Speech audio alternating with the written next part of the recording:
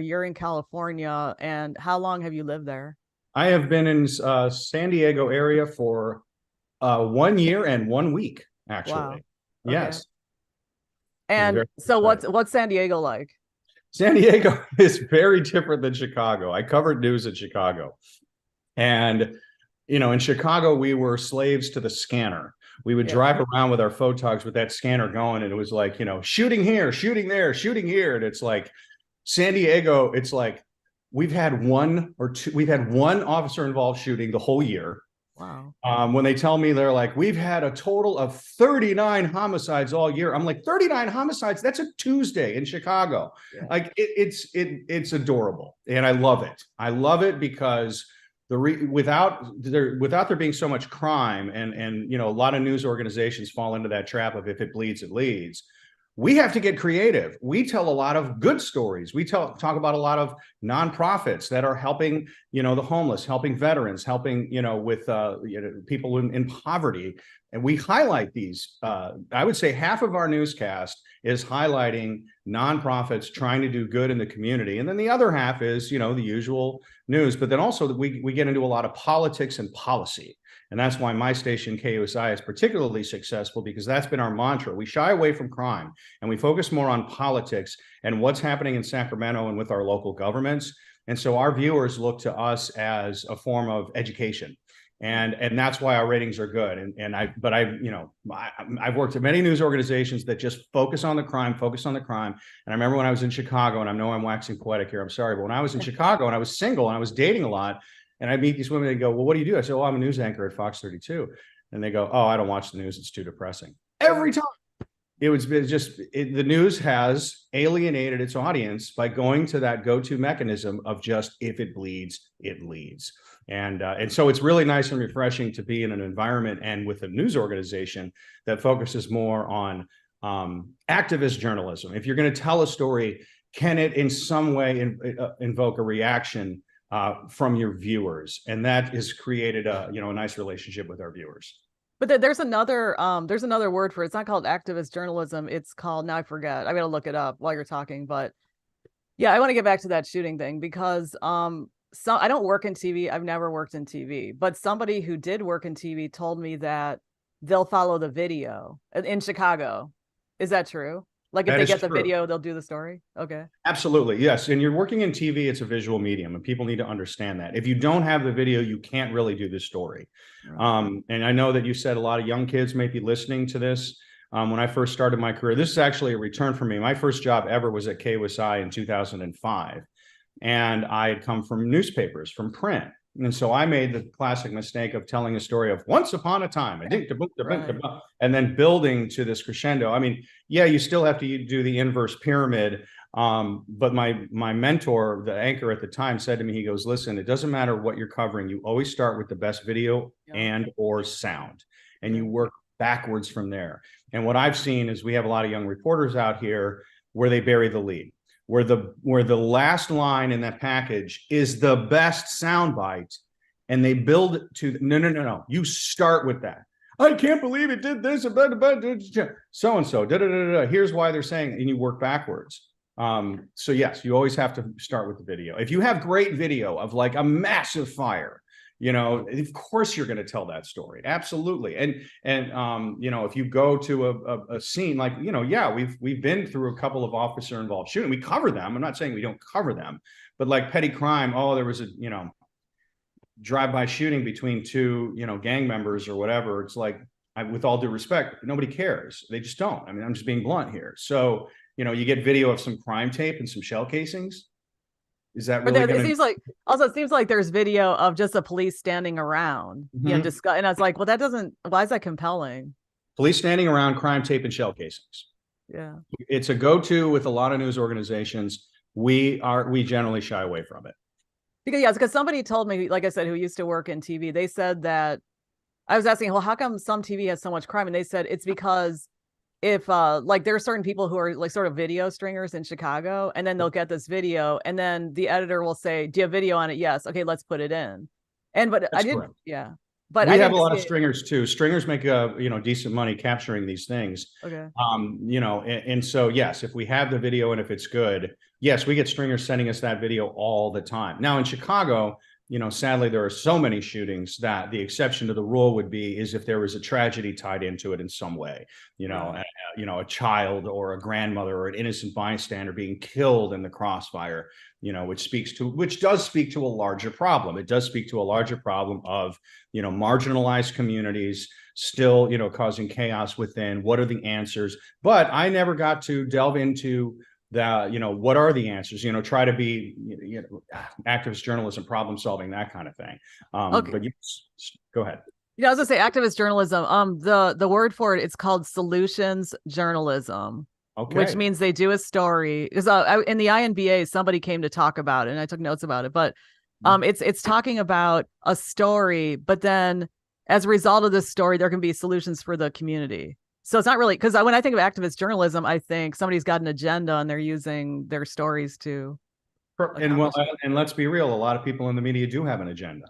Why do It's you say that? it's because it's an ego-driven business. For on-camera talent, the on-camera talent, if you want to be on camera, you have an ego. And the danger of that, and I ran into it in my career, is that ego can never be satisfied. It is the plant in Little Shop of Horrors. And you give it a little drop of blood. When I was a news anchor reporter in Chicago, I was the one that broke the story that Chicago police did not believe Jesse Smollett's story. Mhm. And I remember getting a lot of flack on social media for that. And then even my own news director was telling me, to back off. And I'm like, no, my sources are solid. I'm going to continue. I was attributing everything to police. I wasn't, saying that. And then as I got more and more notoriety, and then I started getting interviewed on national platforms and that sort of thing, I was operating from a place of high ego and low self-esteem. And what ended up happening is it affected me in my personal life. And I was alone in Chicago. My son, he's out in Las Vegas. It's another reason I'm out here. I'm closer to him. I just saw him yesterday in Las Vegas. And that led to me essentially crashing and burning. And it was a fantastic cautionary tale. It was the greatest thing that ever happened to me, losing my job at Fox 32. This is my recommendation to anybody who's watching this is keep yourself in check. Keep that ego in check. Remember, you are not the story. You are the storyteller and you are the vehicle, but the viewer is the hero, not you. And I made that mistake, and I see other journalists around me making that mistake. The best news anchor, Ron Majors. You remember Ron Majors? Yes. Ron Majors was the greatest new kids won't remember him. To me, the greatest news anchor in Chicago history. And the Ron Majors said to me when I made the transition from sports to news, he said, when you're in sports, it's all about you. Look at me, look at me. Now you're in news, it's look at her, look at them, look at that. So when I'm on the desk and I see other anchors do this, they want to shine, they want to be the center of attention. Absolutely not. You are a point guard. You are dishing the ball to everybody around you, and your job is to make everybody around you shine. That's how you shine. So these are all things that I had to kind of learn, and so now I'm hopefully saving a couple of our listener viewers, Okay. trouble. Yeah. Well, okay. You talked in more sort of generalities. Can you get more into details about what happened? I mean, that you'd like to share? I mean, I don't want to get into I just got into some bad personal relationships. And but can you talk about the ego part, like you said, because I knew you many years ago. I didn't really, I mean, you and I weren't friends, and I saw like you were in Hollywood, you were on TV. Okay, so what's the ego part of that? Because radio's not really like that. Well, I mean, it's not anything really sophisticated or complex. It's just when the ego, like I said, can never be satisfied, and when you aren't satisfied, you'll do things to try to satisfy that ego. So for me, it was, it just spilled over into my personal life because I wanted more notoriety. I wanted to move up the ladder. I wanted to go to a higher market. I wanted a higher profile position at Fox 32. So I wasn't grateful for what I had. Okay. I wasn't grateful for having a great job in my hometown in a city that I love. I was busy focusing on, well, I want this guy's job, or I want this, or I want that. And then that spilled over to creating anxiety and depression. And I wasn't putting any premium on my mental health. I come from a macho background where to ask for help is a sign of weakness. So now I regularly see a therapist. I put a premium on mental health, and I go to my job now as a reporter and an anchor, knowing that I am there to serve the viewer. I am there to be of service. And and that the only way to really serve that viewer is great storytelling. And when you go back, I'm going to just touch on one thing because I know I'm talking a lot, but when you talk about a lot of anchors, reporters having an agenda, that is true, because that agenda does come with that ego. We work in sales. Let's be honest. We are competing for eyeballs, and we are telling the same story that every other news organization is telling.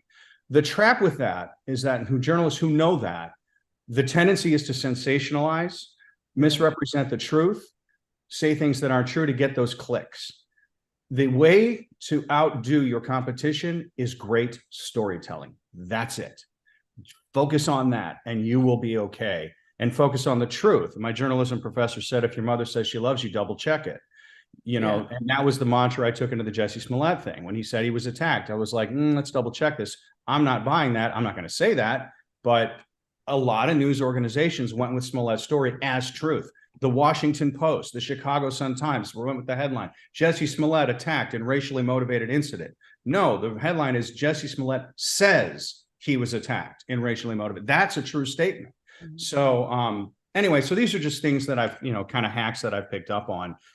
But it is going to be, if you're going into this business on camera, you do have to put a premium on your mental health, because your ego is what gives you the confidence to step in front of that camera and deliver the news to tens of thousands of people. So you have to have confidence, but you just can't have arrogance. And arrogance can come as a byproduct of confidence. And I've seen it happen with many, many of my colleagues. Their arrogance is just, it's like, look, it's not about you. You're lucky to be here. You're lucky to be in that chair. And that's how I feel now with my job. Well, it's interesting you mentioned mental health, because at the INBA convention in the spring, there was an entire session just about mental health. And I did share, now people know who are there, I did share some stuff that I went through too. But that changed my perspective. And yeah, mental health is very important, especially because people are covering a lot of intense things, or there's a lot of competition. I mean, what do you think about the competition aspect affecting mental health in the business? Well, yeah, you are. Well, because there's also a lot of fear. We work on contracts as on-camera talent. So, I know a lot of people that, Mark Sapelsa, is a hero of mine. He's a former anchor for WGN. He retired. Mark out of the blue came out and said that he'd gotten sober because he was coming home every night. And he openly admitted that he was coming home to an empty house. We work late hours. I get home at midnight from my job. And, fortunately, my significant other, she works with me, so we have the same hours. But I would say most of us will be coming home to a sleeping spouse or partner. And so you're lonely, and Sapelsa admitted he had turned to drinking. And that, because like you said, Margaret, that you're seeing a lot of depression, a lot of depressing things. And it's if you're a human being, it's hard to not take that on and compartmentalize it. And so the trap we do, a lot of people come home and turn to drugs or alcohol. And so that's another danger. I've had to get that under control and so you just have to self-monitor. I'm a big believer in meditation, that is, and exercise. Those are the two things that I do to ground me. And then I am fortunate that I have somebody who works in the business with me who gets it, so we can vent and unload and then put it away before we go to bed. So I'm very fortunate in that regard. But that's just, these are just things that people need to work. It's not as glamorous as people think it is. It really is. You're going to work your butt off. If you want to do this, you're going to work, and you're going to start in a small market, and you're not going to make a lot of money, and you're going to have to shoot and write and edit. And then from there, you're going to go to another size market, and maybe you're going to be making 40 or 50 in that market. And then you're going to have to move to another, you have to move out to move up in this business. And you have to need to do this, not want to. You have to need to do this if you're going to do this as a career.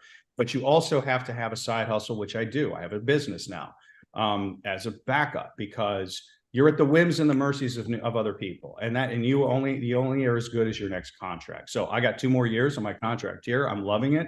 I'm being present. But in 2 years, I may have to find another job. Now, that doesn't make nobody has job security. It doesn't matter what your job is. So I'm not saying I'm a victim or we're victims, but these are just realities here.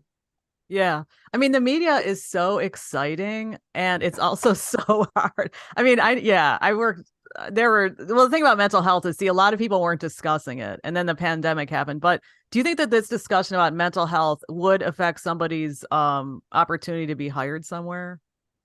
When can you be more specific? You mean if they brought it up in a job interview, or what do you mean? No, I mean, if they bring it up publicly, I mean, you're discussing mental health, but Yeah, if they bring it up publicly, like you mentioned Sapulsa, yeah. does that affect people's prospects? Because some people are just getting into the business and they're afraid to discuss it. Sadly, yes. Sadly, yes. There is a Okay. stigma. You know what I went through, and I was honest about my mental health struggles. I'm a 2, 3. I've won 3 Emmys, and I had a lot of trouble getting back into the business. You know, this particular news organization and the news director was my first boss. He hired me in 2005. And he said, I think you're one of the best journalists I've ever seen. I want to give you a shot. And for the past year, I have, you know, embraced it with so much gratitude because I had it and lost it. And now I have that gratitude of coming to work every day and knowing how lucky I am. And I don't complain and I'm not bitter and I bring a lot of positivity. That's another thing that's very important in news today. The culture that you bring to the newsroom, what you do off camera is as important as what you do on camera. It did not used to be like that.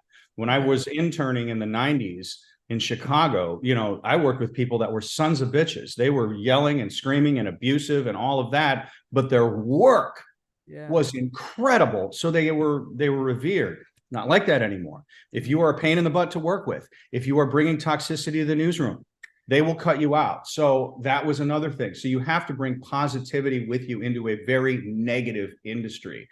So these are things that you, in order to do that, you have to be grounded. But to answer your question, unfortunately, we do live in a society where if you are open and honest about your personal struggles, hiring agents, they will shy away from you because they just want to go, oh, well, I don't want to have to worry about this person. Because at the end of the day, they just want to make sure that whoever I hire is going to take care of it. Now, I've had the benefit of the past year of doing a very fine job, and Nexstar just bought our station, just renewed my contract. So, you know, I'm grateful. You know, this has been a comeback story for me. So, you know, don't let it get to a point where it becomes other people's problems. I think that would be the best mantra. But what if somebody's dealing with mental health and they are taking care of it, so they're stable? You know what I mean? So they're discussing like, yes, I am stable. Is that still a mark against them? No, it'll just, unfortunately, I hate to say it, you just got to keep it to yourself. You got to keep it. That's it. You can go to HR and say, hey, you know, if you need to take a family medical leave or something like that. I mean, that's something, but you know, unfortunately, being honest about and transparent about your personal struggles or mental health or anything that you're dealing with. I hate to say it, we're in a society where nobody cares. They just don't. I mean, so just do it and keep it to yourself. That's the best advice you can give.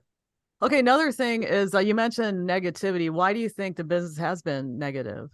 Because people used to say that the media is liberal, and the media is not liberal. The media is lazy. And it's the easiest thing to do is to cover crime. It's so easy. You know, everybody said, well, the media picked on Donald Trump. Donald Trump made our job easy. I mean, he said that, you know, Obama made our job hard. Obama didn't, you know, say the thing, but, you know, if you want to go deeper into policies, now you can make an argument, but the media wouldn't do things like that. They wouldn't go into, you know, is the stimulus package really going to be good for the economy if it increases our debt, you know, or, you know, that we just focused on the ridiculous things Donald Trump said. So, yeah, it's just because here's the thing that I found being an entrepreneur, being in news. In news, whether you work 4 hours or 80 hours, you make the same amount of money. It doesn't matter. Whereas you're an entrepreneur, you have a business, the harder you work, the more money you make. That's what I was doing for the last 2 years. So the incentivization, and this is just human nature. It's the same with any industry. It's not just, you know, unique to ours. You know, you're incentivized to work less to make more money, if that makes sense. So it doesn't. Can you explain that? So it really is. There's a lot of laziness with producers because they have an hour of time to fill, and they're looking to fill that show. And they're going, how do I fill that show? So something comes in, whether it's great, whether it's not great. It's like, you know what? I can put this in, and now there's 30 seconds I don't have to worry about. They have a challenge. They have to build a 1 hour show, a 1 hour newscast. That's difficult. So they're just looking for any material that they can get, whether it's necessarily good or not. It depends on the producer. I'm not saying this across the board. I mean, my girlfriend is, you know, she'll take a package in and she'll look at the package and go, the package is boring, but the content is important. And she'll break it down into a VOSOT, VO, sound on tape. And even though she, you know, went from a 2-minute package to a 40-second VOSOT, that's better for the show. So her mentality is make the show better, not just fill the time. but I would say most of the producers that I work with are focusing on just filling the time. And that's not always the best mantra, because you're going to lose people's attention. You got to be, you got to keep it moving now in today's day and age. I mean, when I worked initially, there was 3.5-minute packages. Now your package can't be more than 1:25. You really want to keep it absolutely less than 1:30, because that's just our attention span. So anyway, did that explain it a little bit? Yeah. And I mean, I know radio's like that, because you get to because we take TV stuff, and then you basically get it to the basics, and you can't bury the lead. You have to, because I do agree with you that what happens in TV reporting is they'll talk about stuff, and then at the very end, they'll give what would become a radio lead. So I learned how to look at the end to get the lead, and then write the story from there. So you, Margaret, you saw people burying the lead, and you took the lead. You have great journalism instincts. Well, no, it's also, I really have to give props to my coworker, because I would write a story, and then he'd say, well, what's new about this? I'm like, oh my gosh, you're right. Right. And then I'd listen to the end carefully. I'm like, oh my gosh, that's what's new. So really, it was my coworker. He brought me to another level. So I do that from now on. So. Well, mentors are something that, people have to look out for. When you reached out to me, whatever it was, 10 years ago. Yeah, it was 10 years ago. And I learned from my father that, my father was a sportscaster in Chicago, or, he passed away in 2001. So a lot of people won't remember him. And he was Ron Burgundy of sports. I mean, he was a very iconic figure, but I remember seeing him getting letters, requests for interviews, emails, people asking to meet him. Kids would ask to interview him for the school paper. And he always gave those interviews, because he understood that, again, we're in sales and public relations. We are a people-driven business. That is another thing you young journalism students need to understand, because you have to develop good relationships with the community, because they have a choice, and they're ultimately going to watch you on TV if they feel a personal connection with you. Right. So that's why inserting a point of view or part of your personality, a lot of journalists shy away from that. Oh, I'm just sticking to the facts. Who, what, when, where, why. I'm not talking about sensationalizing. I'm not talking about misrepresenting the facts. I'm talking about putting in a point of view that, if you say what the viewer is thinking in that story, then you are going to get that viewer to watch you again, because that viewer is going to connect with you. So he would do all these, these kids would come in and it's like, hi, Mr. Weigel. And he did all these interviews. And then when I got to my position in sports, before you reached out to me, all of those people reached out to me and said, hey, in 1988, I reached out to your father, and he was gracious enough to give me an interview. I am now the sports information director for University X. If there's ever anything you need, you let me know. And guess what? I got exclusive interviews because of that goodwill that he built up by doing something simple as giving some of his time to other people. So when you reached out to me, I was like, absolutely. And here I am. And now you're a big star, Margaret. And I'm great. I'm lucky to be on your podcast. Well, no, what's funny is that when I reached out to you, when you were at WLS TV Channel 7 in Chicago many years ago, you said, oh, so is this for a school project? I'm like, no, I'm like 1 or 2 years older than you. We went to the same high school. And actually, I went to your house. And I mentioned this to your sister when I interviewed the party. And I think that's the only time I've ever come close to you, because I just saw you in the halls. But yeah, and I even mentioned to your sister when I interviewed her for my podcast many years ago. Yeah, there was this big party, and I went to the party, and it was in your house when you just moved in. There's no furniture. And that's what I remembered about you. And so I did bring that up. I'm like, thank you for the compliment. You think I'm like 20 years younger, but I'm actually older. You look younger than me, and I hate you for it. Yeah, we'll tell the quick story. No, it's great. You're like, what about the party? Kids, I don't recommend this at home. So my father, because also here's the other thing about this business, back in the 90s, you made real money doing this. The money's not there anymore. It's just not. And he, reading 2.5, 5 minutes. No, the 80s.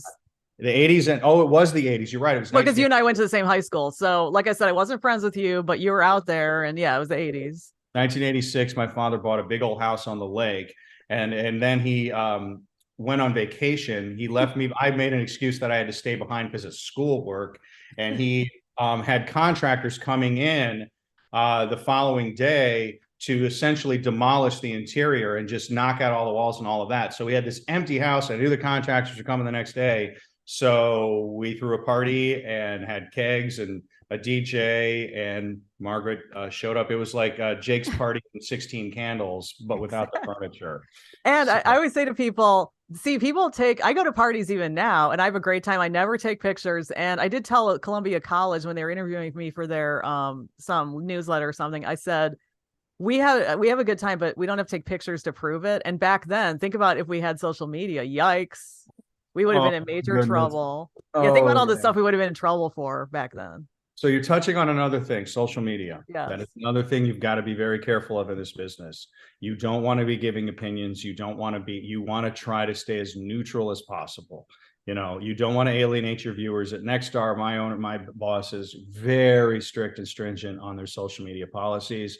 You know, you've got to be, I've seen people lose their jobs over posts on social media. And again, when you start posting opinions on social media, then you're coming from a place of ego and you're making it about you. With all due respect, your opinion does not matter. Now, your point of view does if it aligns with the viewer. And when I say point of view, it's usually like if we're doing some outrage story, a corruption or something like this, it's kind of like can you get a load of this? Isn't this crazy? Like, that's what I'm talking about when I say point of view. You know, I'm not saying you diss Biden, Newsom, or new House Speaker Mike Johnson, but the fact that we have a government shutdown is ridiculous again. Like, you can go, like, my lead last night was that, and I wrote in, here we go again, or it's deja vu all over again. We're back to, you know, another government shutdown and millions of government employees potentially losing a paycheck. That's what I'm talking about when I say point of view. These people in Congress cannot get it together, but that's not being partisan. That's not saying like the Democrats or the Republicans are jacked up. It's like, get it together, guys. You know, this is our government. So sorry, I just went on a tangent there. I'm trying to go into like teacher mode here. Maybe I should be a little less sanctimonious. Well, I was gonna say, you mentioned people losing their jobs. Were those on-air people or just anybody? Always on air. Okay. Yeah, absolutely. Oh no, there were producers as well too. I've seen that. You know, if you look at FTV Live or these other things, you know, they'll post something insensitive. Oh my gosh, people have posted racially insensitive things and lost their jobs. So you just have to be careful, because a lot of people on social media want the attention, because again, we're an ego-driven business. So you want attention. So what do you do to get that attention? And I used to do that in Chicago. I would post things about Donald Trump and the things that he said. And I, you know, lost a lot of followers and I got chastised a couple of times at work. I pushed the envelope. I don't do that anymore because my opinion doesn't matter. It doesn't matter what I think, you know, why. And I used to think it did.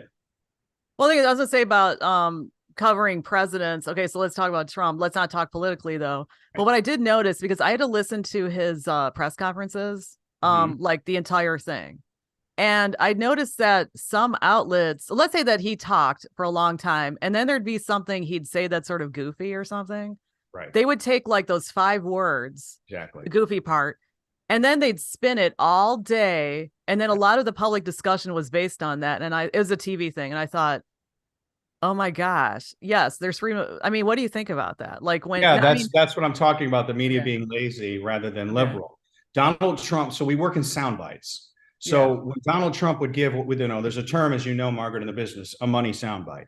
If Trump gives a money soundbite, we're just focusing on that money soundbite. And perfect example. He gave a rally last night in New Hampshire, hour and a half, and it dropped on we have a system, internal system where all of the elements get dropped that we can pull from to create our newscast. The only soundbite that they pulled out of that hour and a half, and he just rambled. I mean, you know, let's be honest, he did, was about him criticizing Ron DeSantis and accusing him of wearing high heels. Oh, I saw that. Yeah. That was the only soundbite that was pulled out of an hour and a half. You know, it's like, you know, look, at the end of the day, you know, I know I've dissed the guy, and the guy is, you know, I think he's insane, but he's also he's a genius at marketing. And at the end of the day, marketing is everything. Marketing is everything in news. Marketing is everything in politics. And he has perfected the art of marketing. That's why he's going to win the nomination, the GOP nomination. He's going to win it. I believe it. So anyway, that's just my 2 cents. You're absolutely right. We look for the lowest hanging fruit.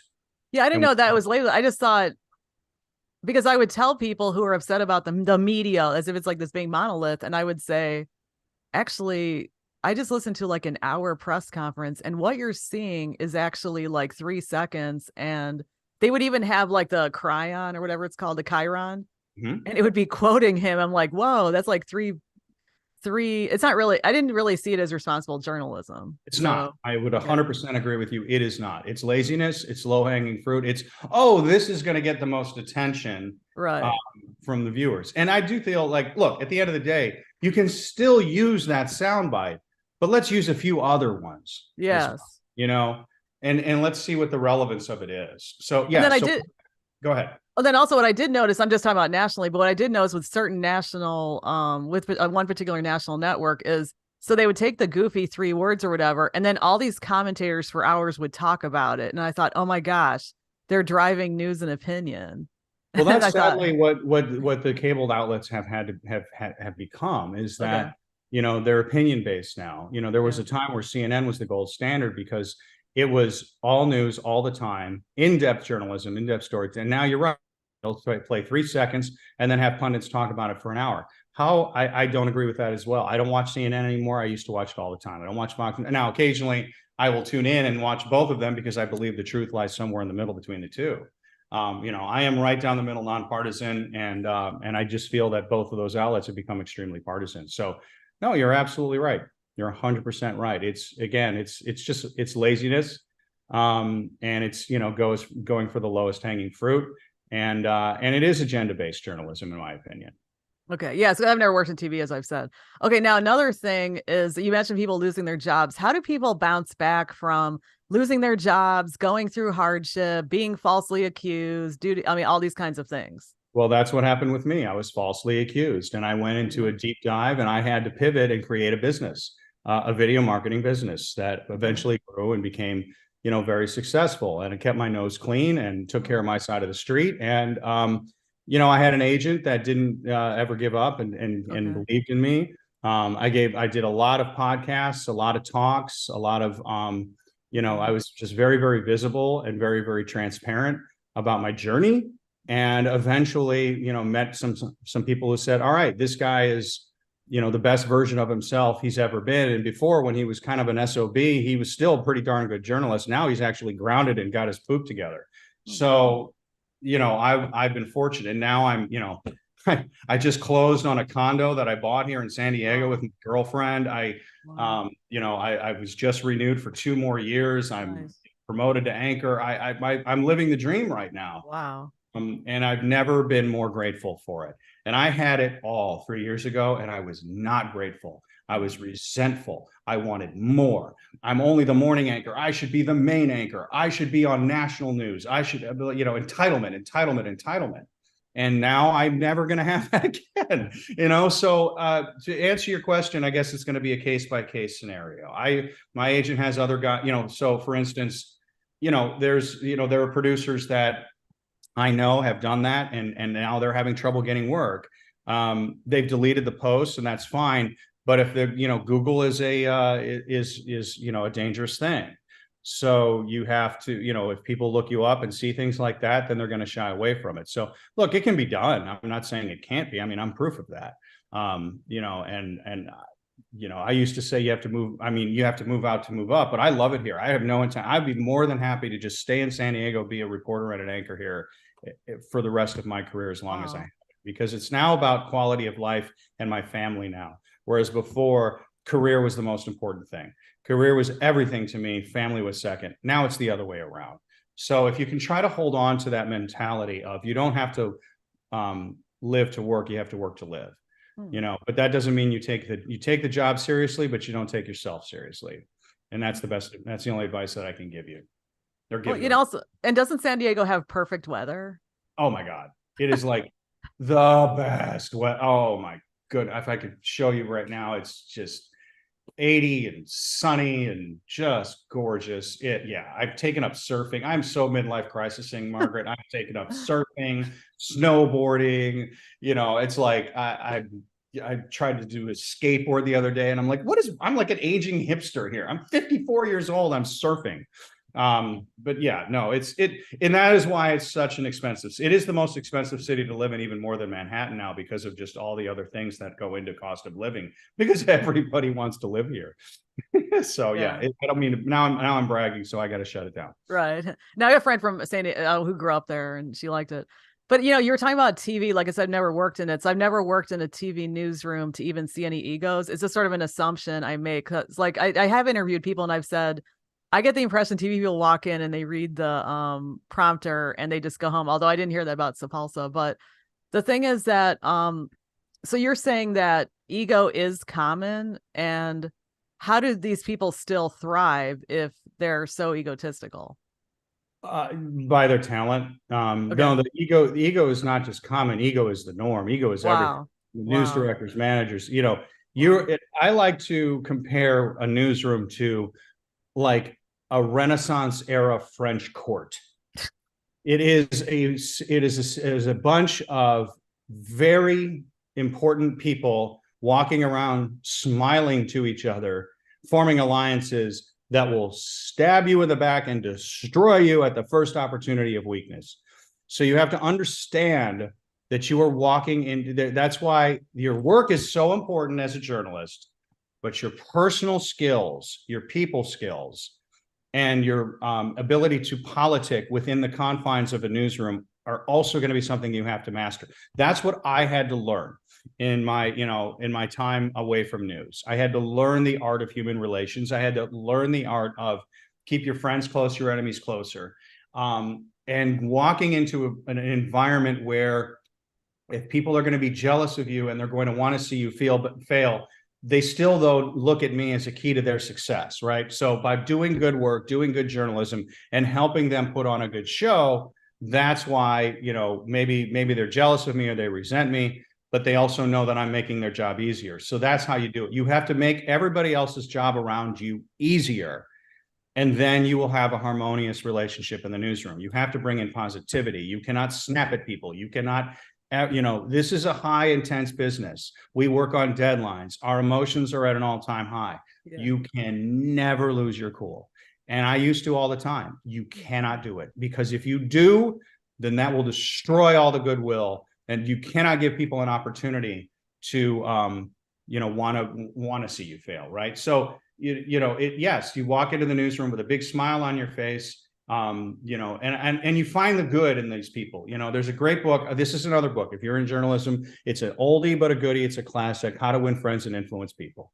I read that book before I came to the station, and I've used it. And now, I don't know if people like me or not in that newsroom, but they definitely respect me and they appreciate what I do for them. And we have a great relationship in the newsroom, and we are joking around and having a great time. For all I know, they hate my guts. I don't know. But I know that we enjoy working together, and that's all that matters. I mean, I worked with a guy in Chicago, my producer in Chicago. I won't say his name. We hated each other. Wow. And we were openly, demonstrative about it. It's like, screw you. No, screw you. All right, what are we leading with? And, we still work together just fine. We despised each other, openly despised each other, but he was my producer and I was his talent. And at the end of the day, it was like, I compare it to like sports, right? There are a lot of athletes that went onto the court who played together. Kobe and Shaq hated each other and the Lakers, but damned if they didn't get out there and kill it to win the game together. So you're going to have that, right? So just the best thing, I don't take it personally. It's as my news director, Ruby Chen, told me 2 weeks ago. She's like, Rafer, you take this too seriously sometimes. It's just news. And that's the reality. Yeah, it's very thrilling I think deadlines are thrilling, and I like the people in the media, and I really like people a lot. But you are right that sometimes you may give people the benefit of the doubt and they don't necessarily return. They don't see what you're doing or their issues, and then I say throw you under the bus. But that's hard to deal with. Well, you still have to be nice to them. So here's a perfect example. My girlfriend, my producer, she's the best producer I've ever worked with. She's a stellar writer. Her ratings her show is number one. The other producers, their shows are in the toilet. And one of the producers has gotten so kind of like jealous and resentful of her because she kind of shines in the newsroom, and they used to be friends. And she's just been, really trite. She's just been very negative, and it hurts my girlfriend's feelings. She's like, I'm so nice to this woman. Well, it was the woman's birthday that 2 days ago, and my girlfriend still gave her a gift. Even though this woman has been awful to her, said some things about her, she still gave her a birthday gift. And that woman then, has been really great for her for the next 2 weeks. Now she'll probably go back to the resentment and the jealousy. But that's how you got to meet it. You've got to, you don't fight fire with fire. You have to kill them with kindness, and don't take it personally. As I tell her, I said, the reason this woman is mean to you is because she's jealous of you. She sees your success, and it's not about you. It's not about you. It's about her. And, but it's still, you're human. If you're a nice person, you're going to take it personally. So there's going to be newsroom politics. Yeah. And that's going to be and my news director, Rich Goldner, said, look, I love what people do on camera, but at the end of the day, I want to see people that are going to bring a positive energy to the newsroom and contribute to a positive culture. To him, that is one of the most important things. And his newsrooms do have positive cultures. He's in charge of like 3 or 4 of them. And that is number. And that is why he has succeeded as a news director, because he fosters a positive energy in that newsroom. That is so important to him. And if you're a cancer in that newsroom, you're going to be gone. It doesn't matter how many Emmys or Murrow Awards you have. So that's very important, but then that goes back to the mental health aspect. How do you stay grounded if you are, in this case, she's dealing with this resentment and people talking bad about her, and it gets to her simply because she's good at her job. She has to rise above it. And that's, something that I've had to do throughout my career as well. Well, I always think about what Michelle Obama said. She said, when they go low, we go high. I always think about that. And that's very good advice. Yeah. No, it's not easy to do. I certainly didn't do it in Chicago. When you met me at ABC7, I had a lot of people resent me because my father was an iconic sportscaster, and the stigma was, oh, he only got this job because he's Tim Weigel's son.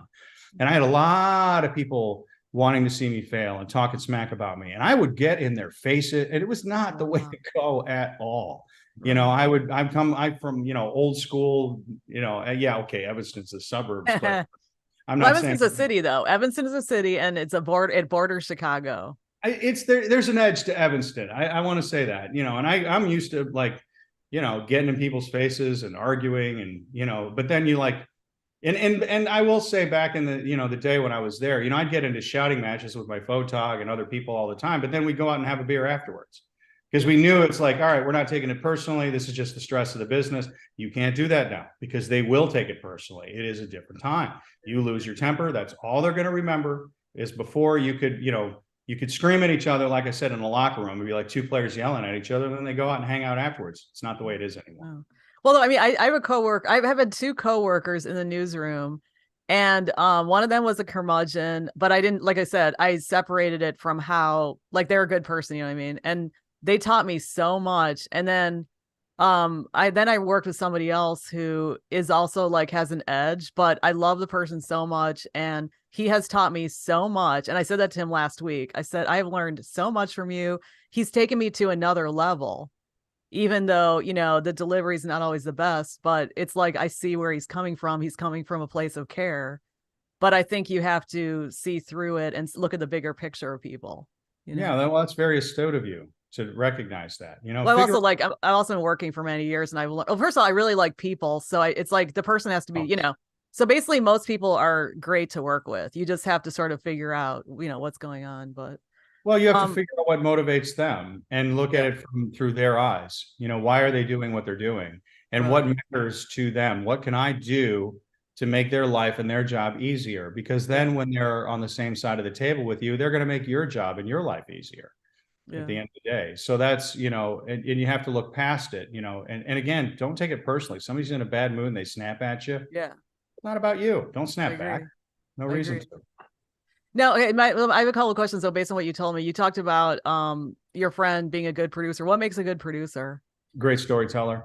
Well, what's good storytelling? What's great storytelling? Well, you got to be able to write, first of all, write the way people talk, right? Yes. The biggest cliche that people make is producers writing in police talk. There, it writes. He fled the scene. This should never be your lead. And I've read it in every market. Police are looking for. Police are always looking for someone. Yeah. It's and so they write that in the police blotter talk. I always say, when I'm doing the news and I'm writing a story, I'm talking to my friend at the bar. This is what happened. The ding, the boom, the boom, the boom. You don't have to get all, right. He fled the scene. An officer involved shooting around, took in the 45. And it's like, I had a producer in St. Louis where it would be like the lead would get buried so much. It would be like, police are looking for a shooter after the gunman did this, multiple, the word multiple. I hate the word multiple. Nobody says multiple, multiple victims. Witnesses described the assailant as a man wearing a clown suit with giant shoes riding a unicycle. It's like, a gun wielding clown riding a unicycle shoots people according to witnesses. That is get our attention. Also, stacking is very important in producing a show. Stacking. The stories have to be, I like to say when you're creating a newscast as a producer, you're writing a symphony. And you have to, the stories have to flow into the next one. And it has to create, there's an arc involved. And you're going to start with the most important things, the inverse triangle. And then you're going to have, there's a story that relates to that. You're going to dovetail into that. Then in the B block, you're going to start getting more into your national stories. You always start local. It's local news, local first, unless like we led with the GOP debate the other night, because that was the biggest story. And then, then in the C block, you're going to start getting into those nonprofits, those positive stories that What's a C block? C block. So there's A, B, C, D, and E blocks. Usually there's 5 blocks in an hour-long newscast. So the A block is going to be your biggest stories, your local stories, your best sound, your best video, all of that. If there's a weather event, sometimes you'll have weather in that first block. Then the B block is going to be more national stories. Maybe a couple of other local stories that maybe aren't as important as the A block, but are still important. The C block, that's when you're going to start getting into more of like the fluff, the positive, the nonprofits. There was a run yesterday for, Veterans Day. Now, Veterans Day, we led with the Veterans Day stuff. That was A block on Saturday. And then the D block is usually, and then the C block usually is the big weather segment. And then D block will usually be sports at that point. And then the E block will be your kicker, right? Your kicker is going to be something that doesn't necessarily have any news value, but can create good crosstalk. It's like my old boss used to say, it's the stuff they're going to talk about at the water cooler. That's the kicker. So if I love kickers. Yeah. Mm-hmm. So yeah, and keep it short and write the way people talk. Do not write in police blotter. To write is conversationally, and that's the mistake a lot of rookie producers make, is they want to write in official speak. Don't talk about it in just conversational terms, and don't bury the lead. And also create the most, what's happening right now at this moment. So let's say 2 people were shot last night. At a thing and the blah, blah, blah, blah, so they'll say, 2 people were shot last night in a drive-by shooting. No. 2 people are recovering in the hospital tonight, fighting for their lives after a drive-by shooting. What's happening at this moment? They're fighting for their lives right now. Here's why. Blah, blah, blah, blah, blah, blah, blah, if that makes sense. Well, okay, the reason why I think sometimes, at least in radio, okay, I don't know about TV, but at least in radio, sometimes I think it's helpful to say police are looking for, because then it's saying, hey, because I like to tag with, if you have any information, contact Chicago police, awesome. because also there's so many shootings in Chicago, right? And a lot of times the people do get away. And so I'm telling the listener, okay, be on the lookout. If you have any information, call them. So I make it like a circle or something. Well, that works. And we do the same thing, that, yes. And they need your help solving this crime. Absolutely. That's another reason that you do crime. You do crime to help the police, because it keeps your relationship with the police intact. And then they look to you as a resource. So yes, you do the crime stories to help police.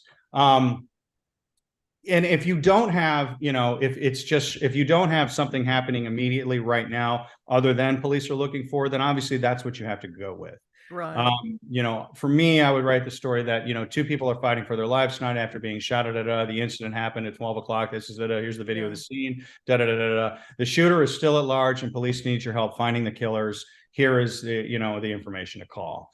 So that's how I would massage it. You can still say that, you have to say that the shooter's still at large, or the assailant is still at large, and police need your help finding it. If you have any information, please call Crime Stoppers, because then the police appreciate you doing that. But usually I'll start with, yes, if people were killed last night, you say 2 people were killed in a tragic drive-by shooting,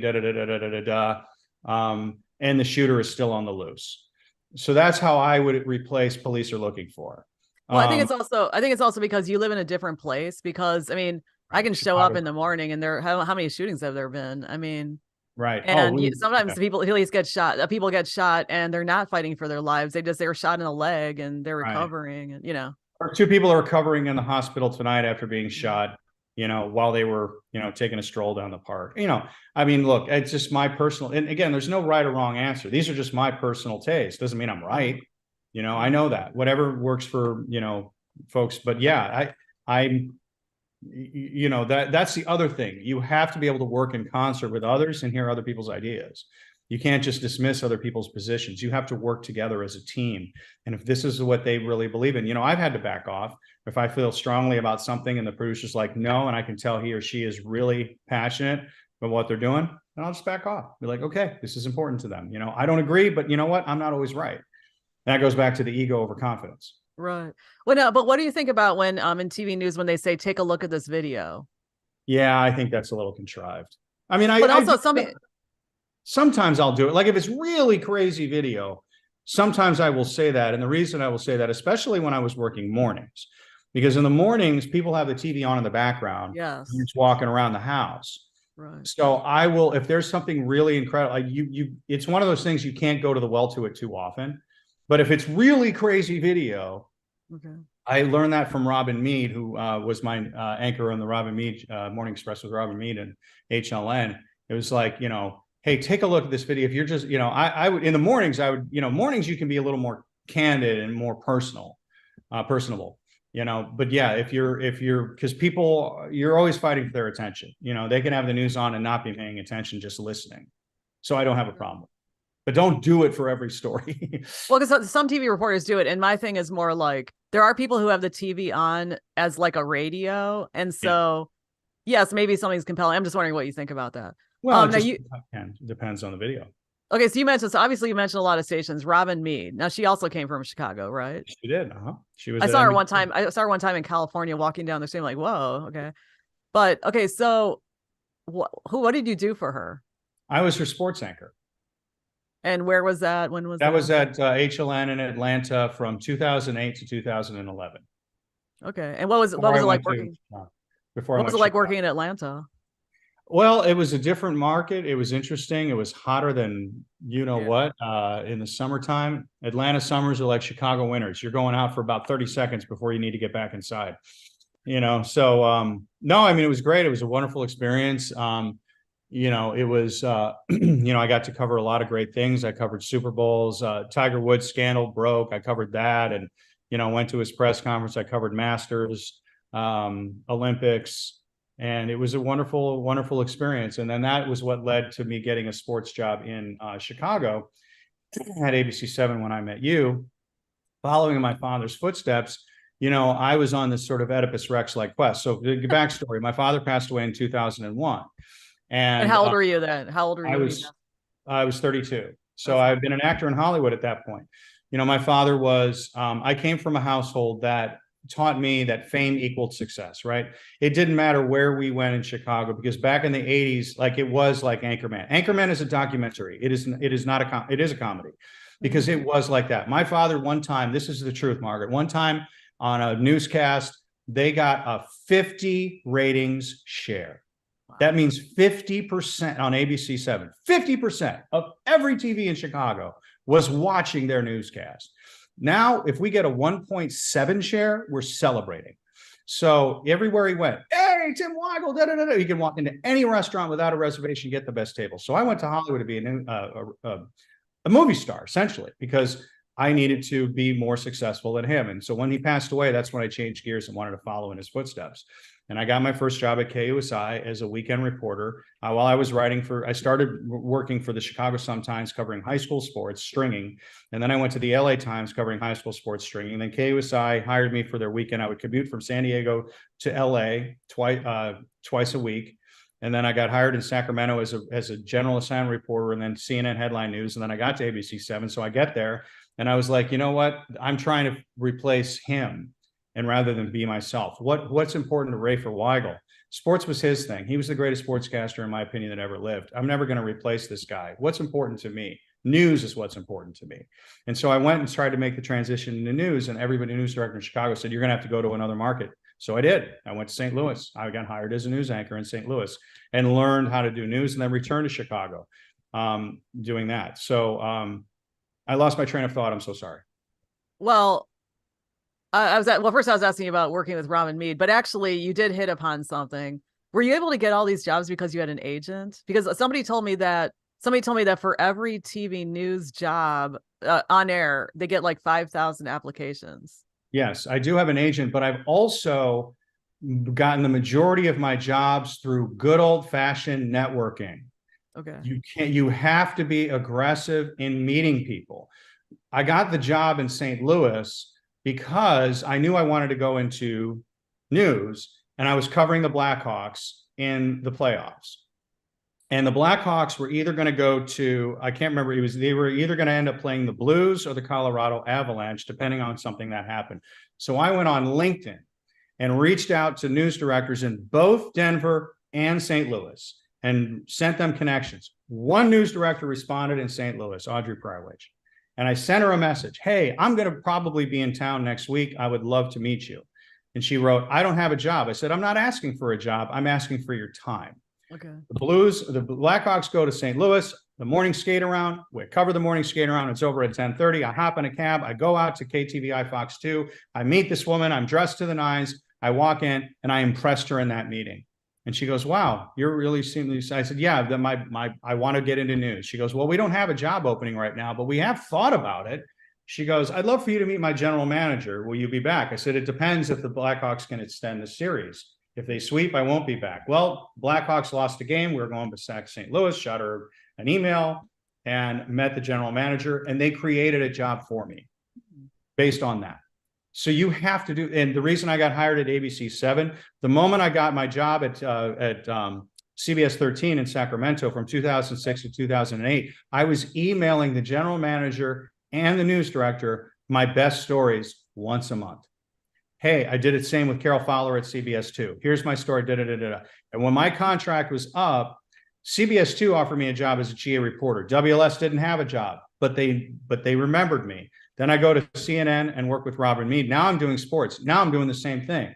So I was networking and working them for 5 years. And then a job opening opened up. It happened to align with the expiration of my contract at CNN Headline News.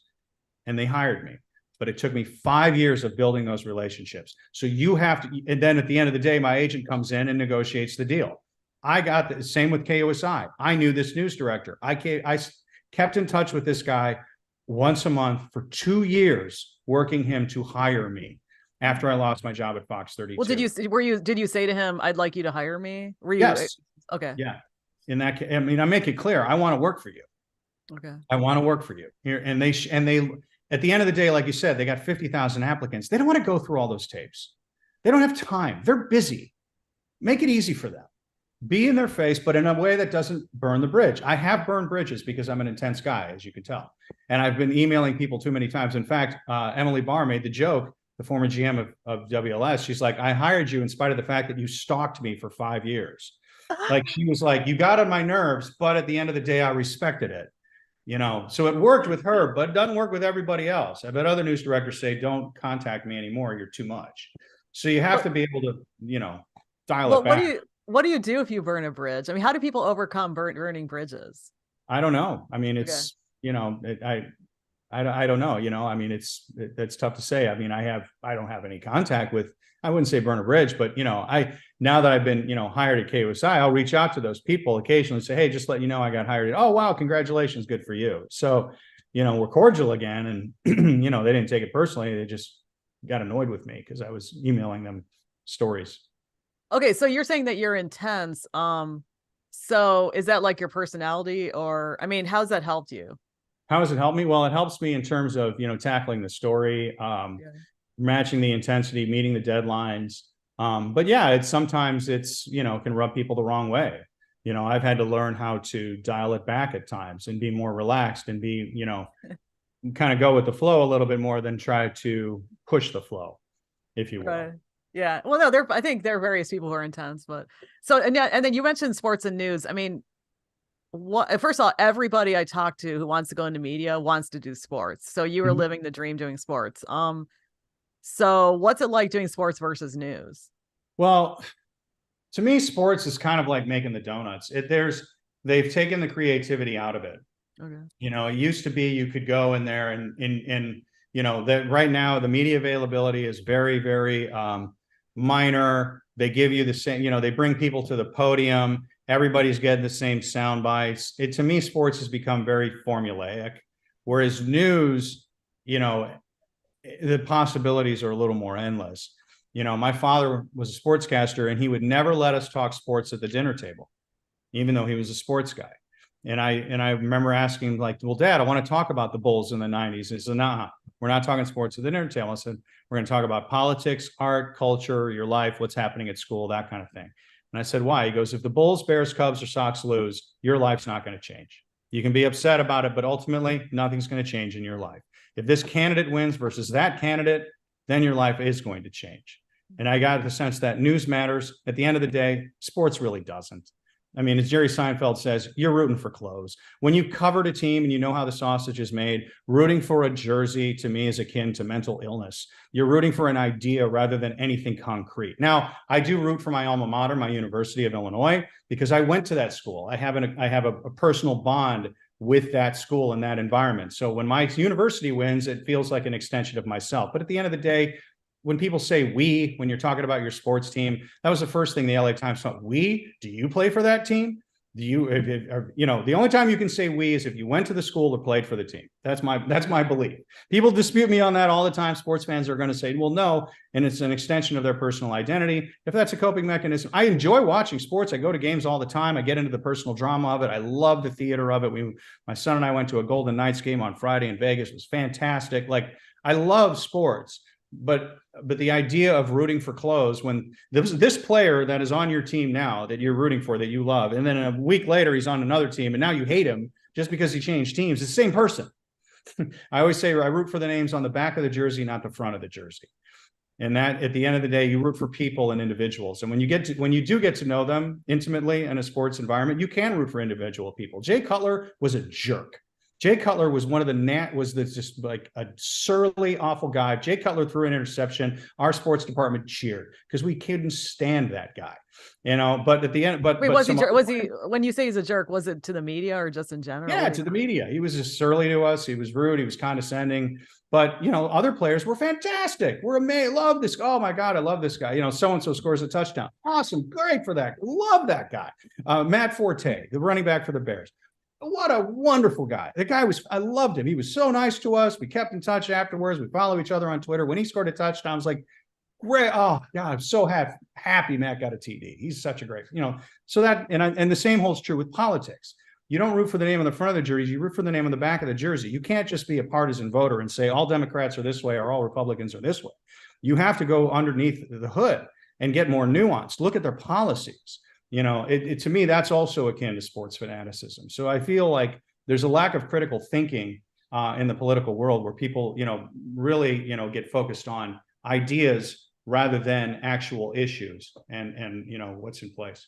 Okay, now somebody asked on Facebook just now, did you go to ETHS? Which class were you? 1987. Okay, I'm typing that out. Okay. Now, yeah, I do remember that your dad was very extremely popular and everybody knew him around town. He was a complete superstar. But okay, when I think about people, when you just said that thing about Cutler and how he wasn't nice to the media, I think about Tiger Woods because he was so closed, and then people started finding out certain things about him, but their sources were sort of questionably reliable, so they didn't go with it. But then it explained why he was so closed. I mean, that's the most famous example I can think of. Well, when I say covered the Tiger Woods scandal, he had a big press conference down in Florida where he came out and it was I cheated. And he basically admitted being a sex addict without saying the words. I was sent down there to cover it along with hundreds of other media. None of us were allowed in that room. We were all outside with our live trucks. So people tossed me. I said, look, I may be here covering this story. They're not allowing me in the room to ask them any questions. So I might as well be in Poughkeepsie, New York. It doesn't matter that I'm even here. And called out the lack of accessibility that there was in that press conference. It was closed off. So, I mean, called him out on. I called out his not him, but his PR engine and handlers on air. But yeah, it wasn't just that, but I think it was leading up to the scandal that people in the media would often say he's not accessible. And then when all this stuff came out, then I'm wondering if they were thinking, okay, maybe that's why. But okay, now, okay, there's some other things you talked about that I'd like to know. You mentioned, your business, and you said it became successful. How did you make it successful? Good old fashioned grounding and networking. I joined a lot of networking groups. Okay. You spend. It was video marketing. Yeah, video marketing. It's still intact. I'm not. I have other people running it right now. But video marketing for businesses and nonprofits. The power of video is very, very important. You cannot have a business and not, have video on your website. The pandemic really kind of pushed that a little bit more. When I started in 2020, it wasn't as, people didn't understand, you can't just have a video, you have to tell a story. And at the end of the day, that was our differentiator. You can hire a videographer and do a crappy video, but nobody's going to watch it. You wasted your money. What's the story?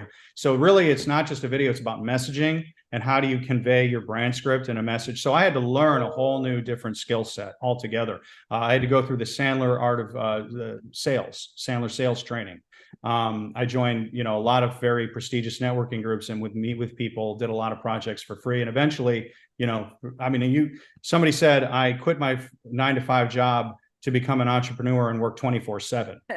And that's really what it was like. And I still have it today. I still have people doing it. I'm a silent partner on it now. And it's still, telling corporation stories and that sort of thing.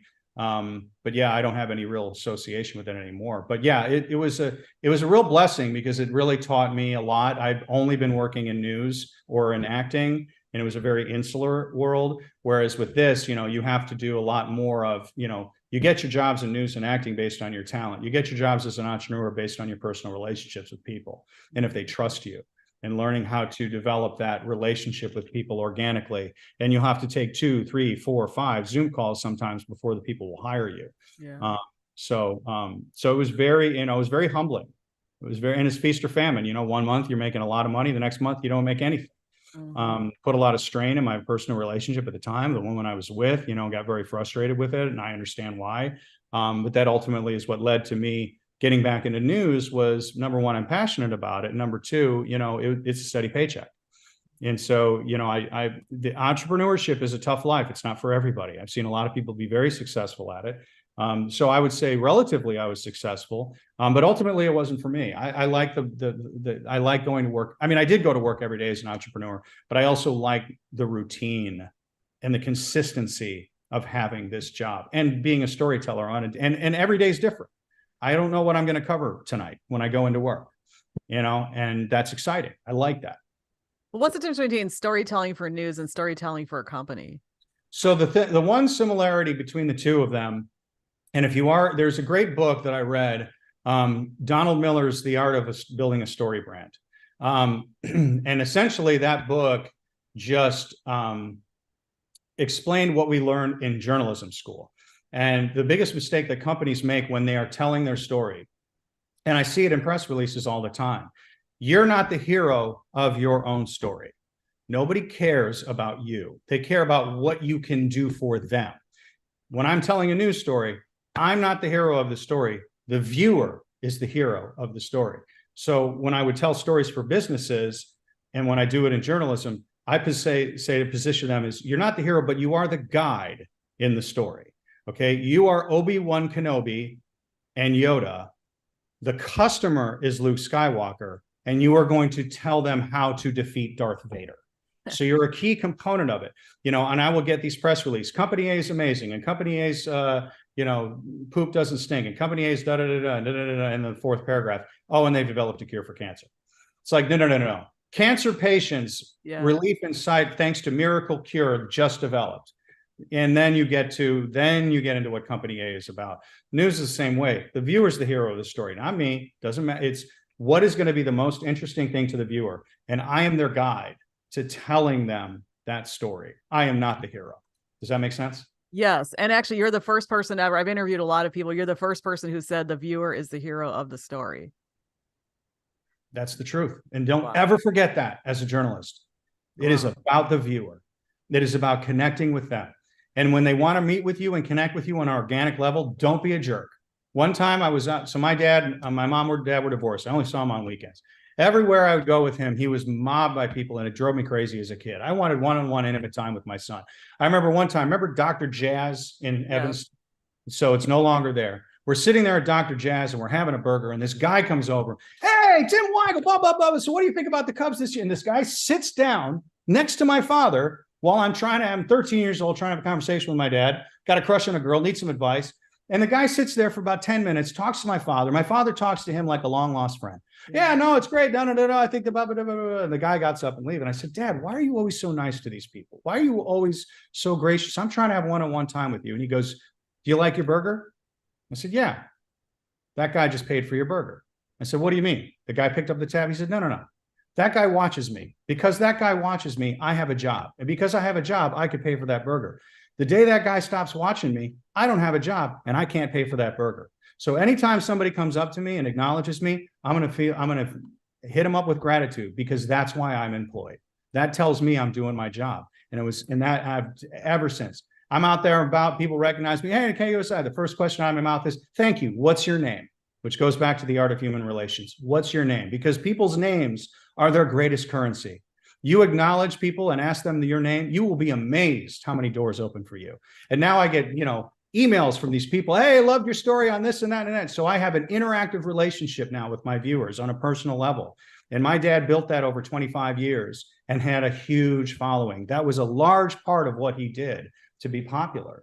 And so don't shy away from it. Don't be me, oh God, I know guys who go out there, people recognize them and they get annoyed. Get annoyed. That's the greatest gift you can be given. That means they're watching you. Thank God for that person. Yeah. Sorry, I got on a little soapbox there.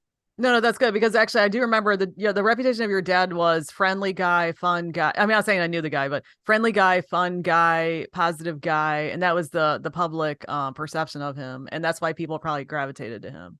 Well, and you touched on it. You said you didn't know him, but you felt like you knew him. And that's true. Now, okay, now somebody who went to high school with me, she graduated from high school with me. She's asking, did you like growing up in Evanston? I loved it because it was multicultural. Evanston was not a homogenous environment. There was different socioeconomic level. I don't know what it's like now. It's become highly gentrified, but there was a large middle class African-American population. I got exposed to rap and hip hop. Yeah. I am comfortable now talking to anybody from any race, color, creed, or socioeconomic level, because I grew up in a multicultural environment like Evanston, and it was beneficial. And my dad that was purposeful on his part. He grew up in Lake Forest, a homogenous, I'm not dissing Lake Forest. If you live in Lake Forest, good for you, but he, for me, wanted me to have, that different, those different experiences. So, I remember trying to take up breakdancing. I was terrible. I even bought like a book on how to pop lock and, the parachute pants. I took the cardboard out, went up to Northbrook Court, tried to break dance. They booed us away. Like, I really, tried to embrace the hip hop culture. We used to have African-American guys who would do things like they would go into, remember see Eminem, 8 Mile? They would freeform rap on the stage and diss each other. That was our high school. There was Bacon Cafeteria was where they would congregate, and they would get in a circle, and it would be like one guy, all right, give me a beat. And the two guys would get in there and they would do the Eminem thing. They would rap and diss each other. But that was before Eminem. That was before Eminem. That was before Eminem. Exactly. Yeah. That was in the 80s at Evanston Township High School. And I remember, what are you doing for lunch? I'm going to Bacon Cafeteria and watch these guys, diss each other and rap. Yeah. Freestyle rap. It was, it was pretty cool. And we didn't call it hip hop. It was rap, because at that point, during those years, it was still regional. It was regional. Yeah. Hip hop was not, right. We didn't call it hip hop. We just called it rap. Now it's just because it's become more national. But then also I remember about that kind of music is we got a lot of exposure through Northwestern's radio station.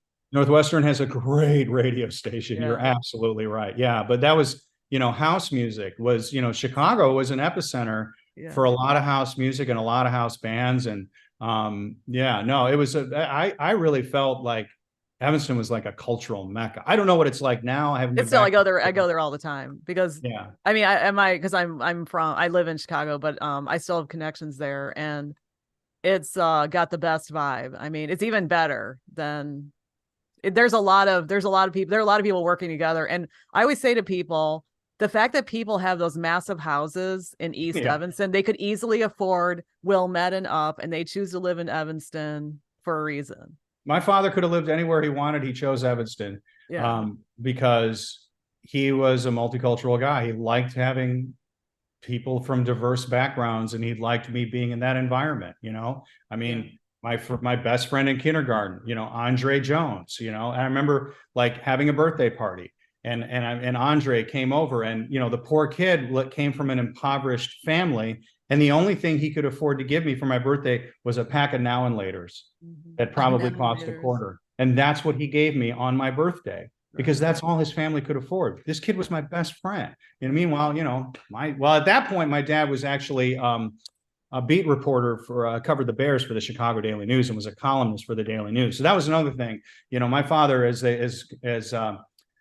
Drake said, started from the bottom, then he was here. My father had me very young at the age of 24, and he started out in Chicago covering the Bears for the Chicago Daily News, not making a lot of money.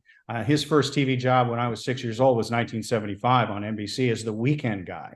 And then he eventually grew into this icon. And so I watched his climb. I was lucky to see how he did it and how he learned the art of human relations, or learned the art of storytelling. And we go back to the viewer being the hero of the story. That's why he created Weigel Wieners. Kids won't know what I'm talking about, but he was the first one to do sports bloopers in 1977. And back then, it wasn't as popular to lampoon athletes because they were making teacher salaries. He would get hate phone calls when he would show a baseball player getting the ball, hit him in the head, and and then he would cut to a Three Stooges thing. But eventually it became popular because he understood that sports was entertainment. And so he realized that he wants to give the people what they want. That's the other mantra when it comes to news. Give the people what they want. And he would do that. And that's why people loved him. It's entertainment. It's just news, to quote my news director.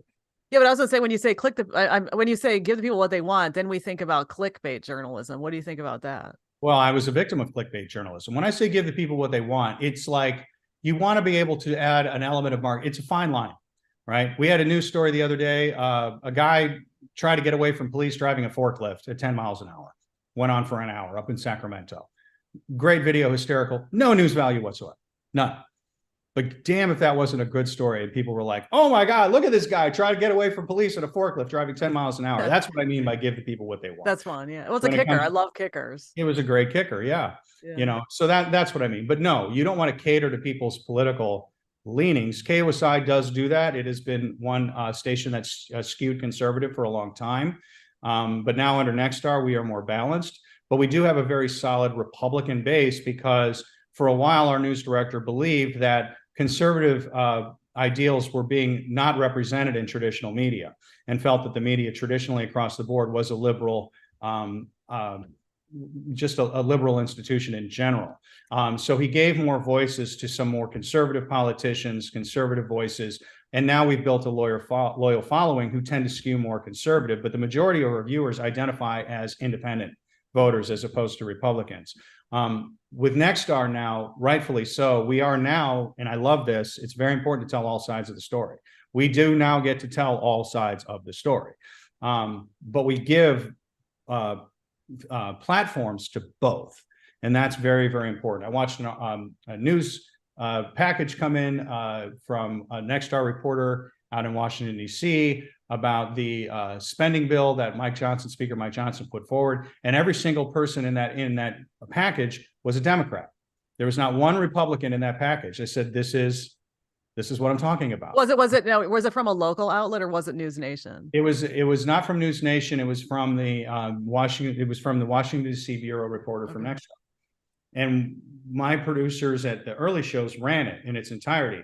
My girlfriend, who did the later show, broke it down because it didn't have a Republican point of view in there. Only the Democrats blasting the Republicans in this package, which is a valid point of view. But then how do you not tell the other side of that story? And then when stuff like that happens, because remember, conservatives, when they're watching the news, they're looking for a reason to go, you're liberal. They're looking for a reason. They're always looking for a reason to put us down. Both conservatives and liberals, they are. And so you have to be careful. You really have to make the viewer the hero of the story, and you're going to be okay. And remember that is a diverse group of people. Yeah. And I think a lot of people are independent, but okay, there's another question from a former ETHS person. Okay, well, your job seems super stressful, or your career seems super stressful. And um what okay, uh okay, I'm sorry. I'm trying to figure out, wait, yeah, so what about the fact that, people have to like you to keep you employed? They do have to like you to keep you employed. That is absolutely true.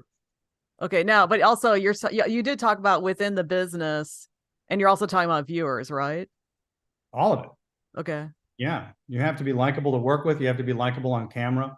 You have to be likable. You have Yeah. to. The only way to do that is to have gratitude and Yeah. enjoy it and be lucky and feel,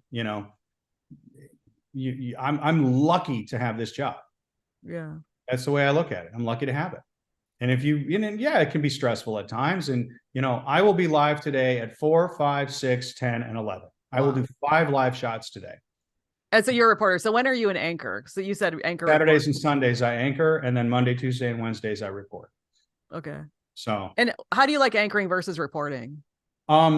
well, I mean, look, I prefer anchoring because I like being the quarterback.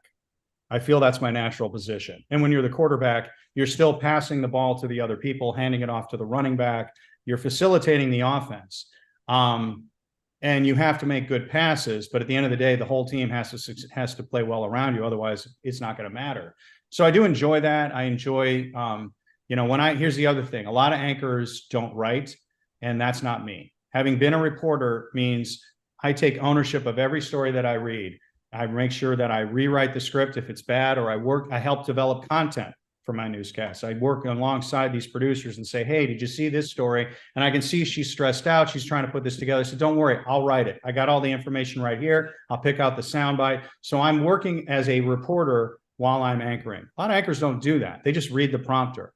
That's That's what what I was asking, because I don't work in yeah. TV. I assume that. Yeah. I learned that from Chicago anchors. Chicago anchors were like that.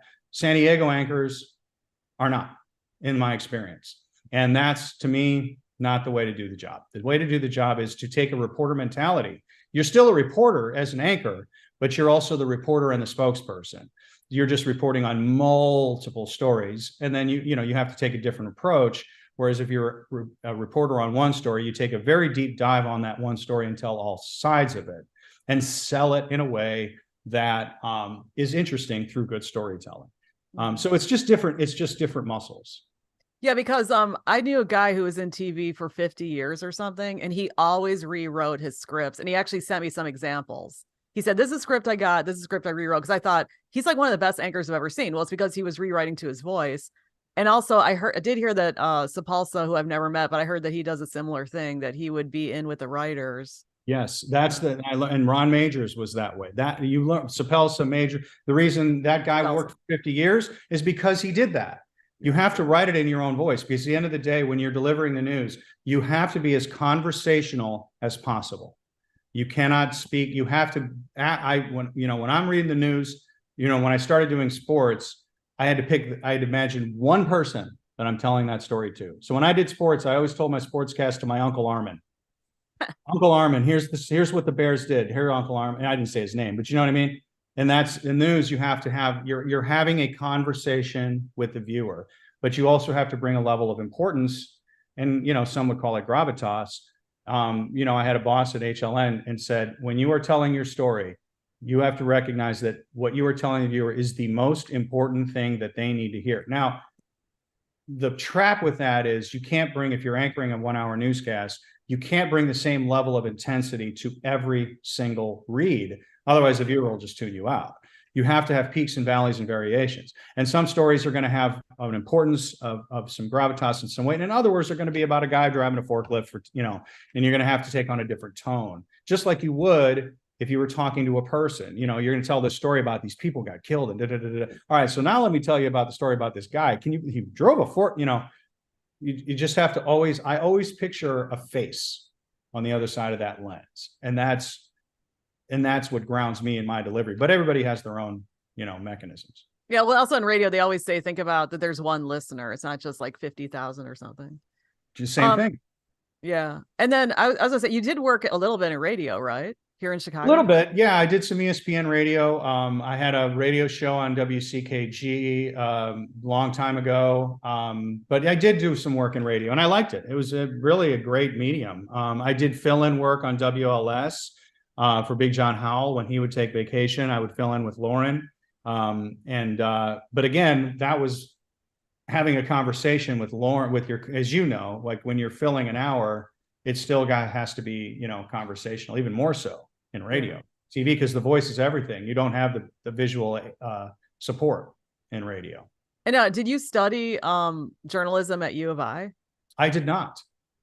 I studied theater. And my father, okay, so I learned on the job. So you did want to be an actor, really? Originally wanted to be an actor, yeah. Okay, so what was that like? Because did you get to act? Because that's what I heard about. You just went to LA, but I don't know what you were in. Oh yeah, there's a movie on. Well, you can buy it on Amazon. It's not. You can buy this DVD. I did a movie with William Shatner and Eric McCormick called Free Enterprise. Jenny McCarthy had a sitcom in 1998. I was her neighbor on that show for 18 episodes. Guest starred on a bunch of things like Vengeance Unlimited with Michael Madsen. My first job, I did an episode of Jag. Guest starred. I was one of the original 4 Mountain Dew dudes. Which, you know, helped me get a house in the hills in Hollywood. But I was never able to enjoy it because I could never be present. I was guest starring on Charmed with Alyssa Milano playing her love interest. And all I was focusing on is, you know, I got 5 days of work, but on day 6, I'm unemployed again. You know, I wasn't able to stay present. I wasn't able to have gratitude. And you're at the whims of other people. You're at the mercy of other people's whims. You know, they hire you for such subjective reasons in Hollywood. So I did not have a side hustle. Jeremy Renner and I used to go on every audition together because he was the blonde version of me. We had the same hair. And I remember, you know, seeing him prior to him getting the Hurt Locker. You know, he and I were, you know, down to the wire for so many projects together. And I remember saying to him, like, how do you get by on this? He goes, oh, I got a side business that grounds me, so I don't need this. He was a house flipper. He and his friends would put money, buy a house, and he was really handy. They would rebuild the house and then they would sell it, and that kept him afloat. I didn't have a side hustle. My ego wouldn't let me. So I was so dependent on those jobs that I was just tense all the time. Renner had a side hustle and was able to have an element of detachment. You have to be able to detach from the result in Hollywood. You have to go in there, do a great audition, and then let it go. And just say, if it's going to happen, it's going to happen. And that was very difficult for me. So it was not good for my mental health. But I never wanted to go into journalism because my father, it was like a Monty Python skit. It's like, you know, I wanted to like go into the family business. Be like, Dad, I'd call him up, Dad, I'm frustrated. I don't want to do this acting thing anymore. He's like, you were just on a sitcom. I said, Dad, I just want to come back and work a regular job. I just want to go into the family business. No, you're going to stick it out and you're going to be a movie star. You're going to be, I don't want to do it. You know, it's like every father's dream would be their kid calling, Dad, I'm ready to hang up on the acting. Thank God, come on, work in the family business. For me, it was the reverse. So when he passed away, that's when I'm like, okay, I can do this now. And in a lot of ways, it was like Don Quixote chasing a windmill. I was chasing an idea. I was chasing continuing the Weigel legacy as opposed to finding my voice. And so now at 54 years old, like I'm finally living my voice. And it is nice in some ways being in San Diego where people don't know me from being Tim Weigel's son. I'm just Rafer Weigel, this guy who came from the Midwest, who's dare I say it, I'm a darn good journalist. I know I am, you know, and they appreciate my storytelling, and I'm developing a relationship with these viewers totally independent of my lineage and heritage and everything that came from it before. And in many ways, it's very liberating to me. So it's just been an interesting journey. Wait, so you're saying that when you were pursuing acting and then when you were pursuing broadcasting until basically recently, you were doing the family kind of thing, or you perceived it as not independent? Right. It was about the Weigel name. It was about, you know, like we were like the Kennedys in Chicago. So I knew I had to bring, you know, pride to the family name. So when I got a gig and my father could brag about it, it made him proud. Hey, my son guest starred on ER, you know, and that was a source of pride for him that he could brag about me, because in that vein, growing up as a kid, fame equaled success to me. And the only thing that my father said to me, he's like, look, I'm more successful than my father. I expect you to be more successful than me. There was only one tier above my father, and that was movie star. So I went to LA to do that, not because I loved acting and I loved the art and I wanted to, tell stories. No, it was an ego-driven pursuit. I'm going to be a movie star. That you will crash and burn every time if you are going out there to feed your ego. It doesn't. But then that ended up happening for me in TV news as I got more successful and as I became, one of the more prominent voices in Chicago. Then my head did get big, admittedly so. And then that led to, thankfully so. I mean, Margaret, I'm not going to lie to you. After I lost my job and lost everything, I went up to the 40th floor of my high rise, and I'm going to get real. I was ready to jump. I was ready to jump because I failed my family. I failed our family name, and I didn't do it because I have a son.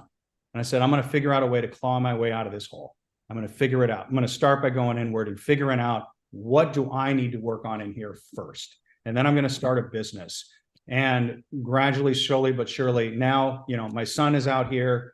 I'm out here. I'm about to get married. I'm about to buy a place. We just bought a place in San Diego with this wonderful woman. And now I'm building this, everything from scratch. And it's, I'm sorry, I'm getting a little self-righteous here. I apologize. No, you're not. I feel so inspired and so moved by what you're discussing. I am really glad you're sharing this. It's I really think your transparency can help a lot of people, because let's even talk about the famous people, because I think there are kids of famous people who do try to pursue things and they do feel the same pressure where we never hear about it. Definitely. They probably do. I know I did. And I finally had to let it go. I let it go. Now I'm just, and I'm not even doing this now for the fame and the notoriety. I'm doing it because I love storytelling. I love news.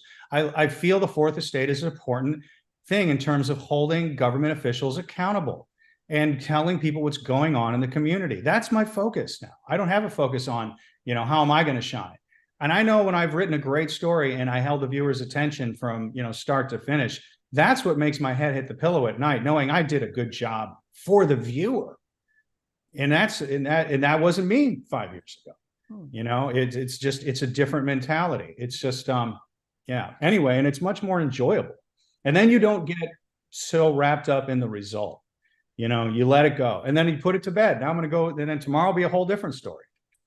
Yeah, I was gonna say, because a lot of people, people, of course, my age, we know who your dad was, and also older people in the media know, but a lot of people don't know, and they probably don't care. Also, the media was very different back then. It was very different back then. 50 rating share. That's all you got to say. 50. Yeah. It's there was no cable. There were 4 stations. It was it was Anchorman. I saw Anchorman. I didn't even think that was, like reality.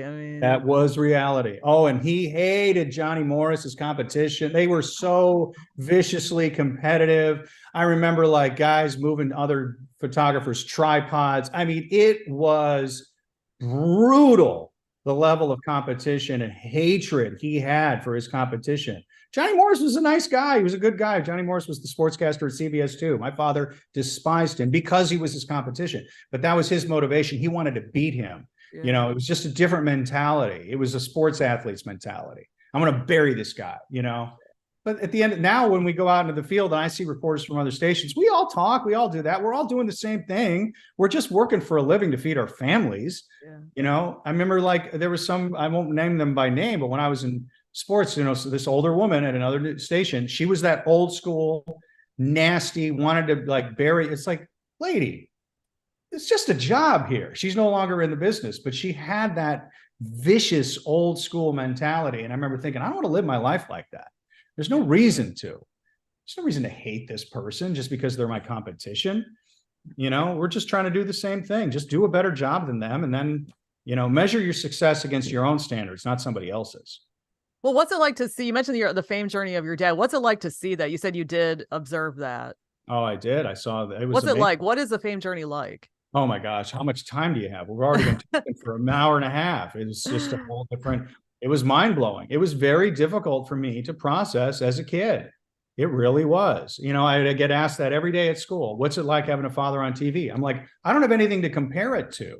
It's not like I have another dad who's a plumber. It's like, this was all I knew. And back in the 80s and the 90s, it was different. They were rock stars. They were Ron Burgundies. And that was it. And he had that, acrimonious relationship like Ron Burgundy and Vince Vaughn's Wes Mantooth, how they hated each other. Yeah. It was like, it was just like that. And so I had to unlearn all of that, because that's not today's culture. You cannot have that attitude anymore. You just But can't. when you observed it though, so you were using some of those tactics or whatever. Yeah, I did take the positive. He was as kind to the CEO or the janitor. Doesn't matter who they were. He was always equally kind and gracious to everybody. So he was, he did teach me some wonderful principles that have served me well in my career. Even when I was at the height of my, ego-driven pursuits in Chicago, I was still kind to every person I met. And if somebody recognized me, I was gracious to them because I saw him do that. So that stuff has served me well. I got a wonderful letter the other day from a viewer who I interviewed, and I called him. I was like, "Hey, man, this man," he was floored that I called him, because you want to have that gratitude and build those personal relationships. So, but the thing is, my father died of cancer because I feel he could never turn it off. His job was his life. And what's odd is that I did the exact same thing. And I ended up getting divorced. My son moves to Vegas and I sink into a deep, dark depression. And I end up losing everything as a result of it. I did the same thing he did. He lost his life. I lost my job. I'm lucky enough to get a second chance. So you have to be able to turn it off. Again, take your job seriously, but don't take yourself seriously, because it's just news. Yeah. And then it was interesting because, like I said, I don't even know who you hung out with in high school or anything, and I don't even know what junior high you went to, but I remember just seeing, I think it's because I interviewed you, and then I saw, oh, he's at another station. Oh, he's not there anymore. So I just started watching you on LinkedIn, and it seems like you bounced back very well. So I wasn't gonna. We're not always stuck there. We're not always stuck at the bottom. Again, I was on that roof, ready to jump. Made the decision not to. Made a decision to climb my way out of the hole, taking it one day at a time, only controlling what I can control, and was grateful for it. Like I said, built a successful business that I will go back to when I'm no longer in TV. I will keep that business intact and I will go back to it when I'm not in the, TV news. Your talent, you have a shelf life. At some point, you can produce and be an executive well into your 60s and 70s. The days of the 70-year-old anchors aren't happening anymore.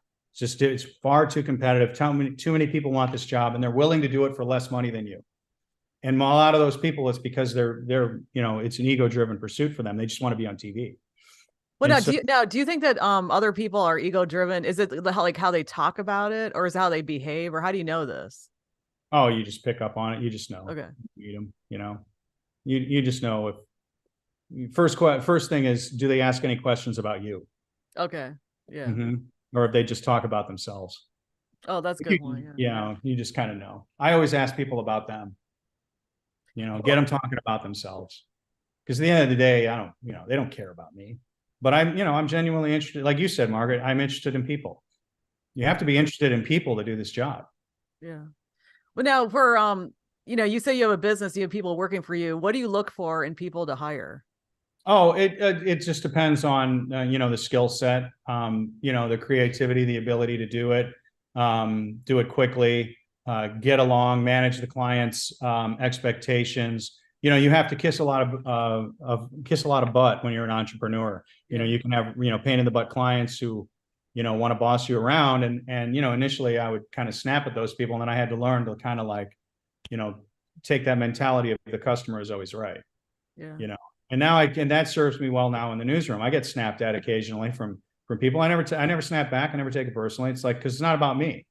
It's about the things that they're carrying and that they're dealing with. And so, I try to see it from their perspective. Like you talked about that one coworker of yours who was kind of acrimonious and a little surly. You were trying not all the time, but yeah. Yeah. And you would sort of go, all right, well, what's he dealing with? Like, you're very good, obviously, Margaret, at recognizing what motivates people and really understanding and developing compassion for people. And I think that served you very well. Well, yes and no, because sometimes I'll talk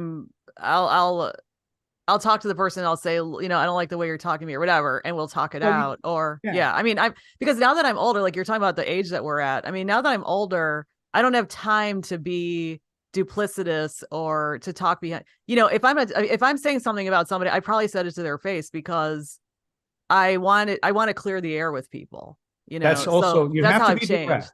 You That's have how, to be direct. Yes, you have to be direct. If somebody treats you in a way that's unacceptable, I'm not saying you take it. You're right. You have to address it and dress it in a way that is non-confrontational but direct. And you stand in your power. You have to own your power. I'm not saying you be a doormat. If somebody snaps me, I'll say, look, that wasn't necessary. You didn't need to do that. We'll get this done. Don't worry about it. So yeah, you're absolutely right. yeah, because I think at the age we're at now, and then like we've all gone through various things, and especially after the pandemic, I always say I'm on the other side of the pandemic now, and I don't have time to deal with certain things anymore. No, I agree. I There's no just reason to put up with toxicity. right. But okay, now and this may be my last question, but what do you think about the change in media? You did touch upon social media and so forth. So you got in the media many years ago, and then now it's different. What do you think about it? What do I think about it? Well, I Like the mean, I think, change. look, at the end of the day, those are things as reporters, anchors, talent producers that are really outside of our control. So I just have a much more myopic focus now. Just focus on the story, getting the story, telling the story, and connecting with the viewer, and let the rest of it kind of play itself out. Let other people do their job. Trust that my news director knows what he's doing. And if I don't agree with their decisions, well, that's the decisions that they're making. So I guess it also changed. It's different from market to market too.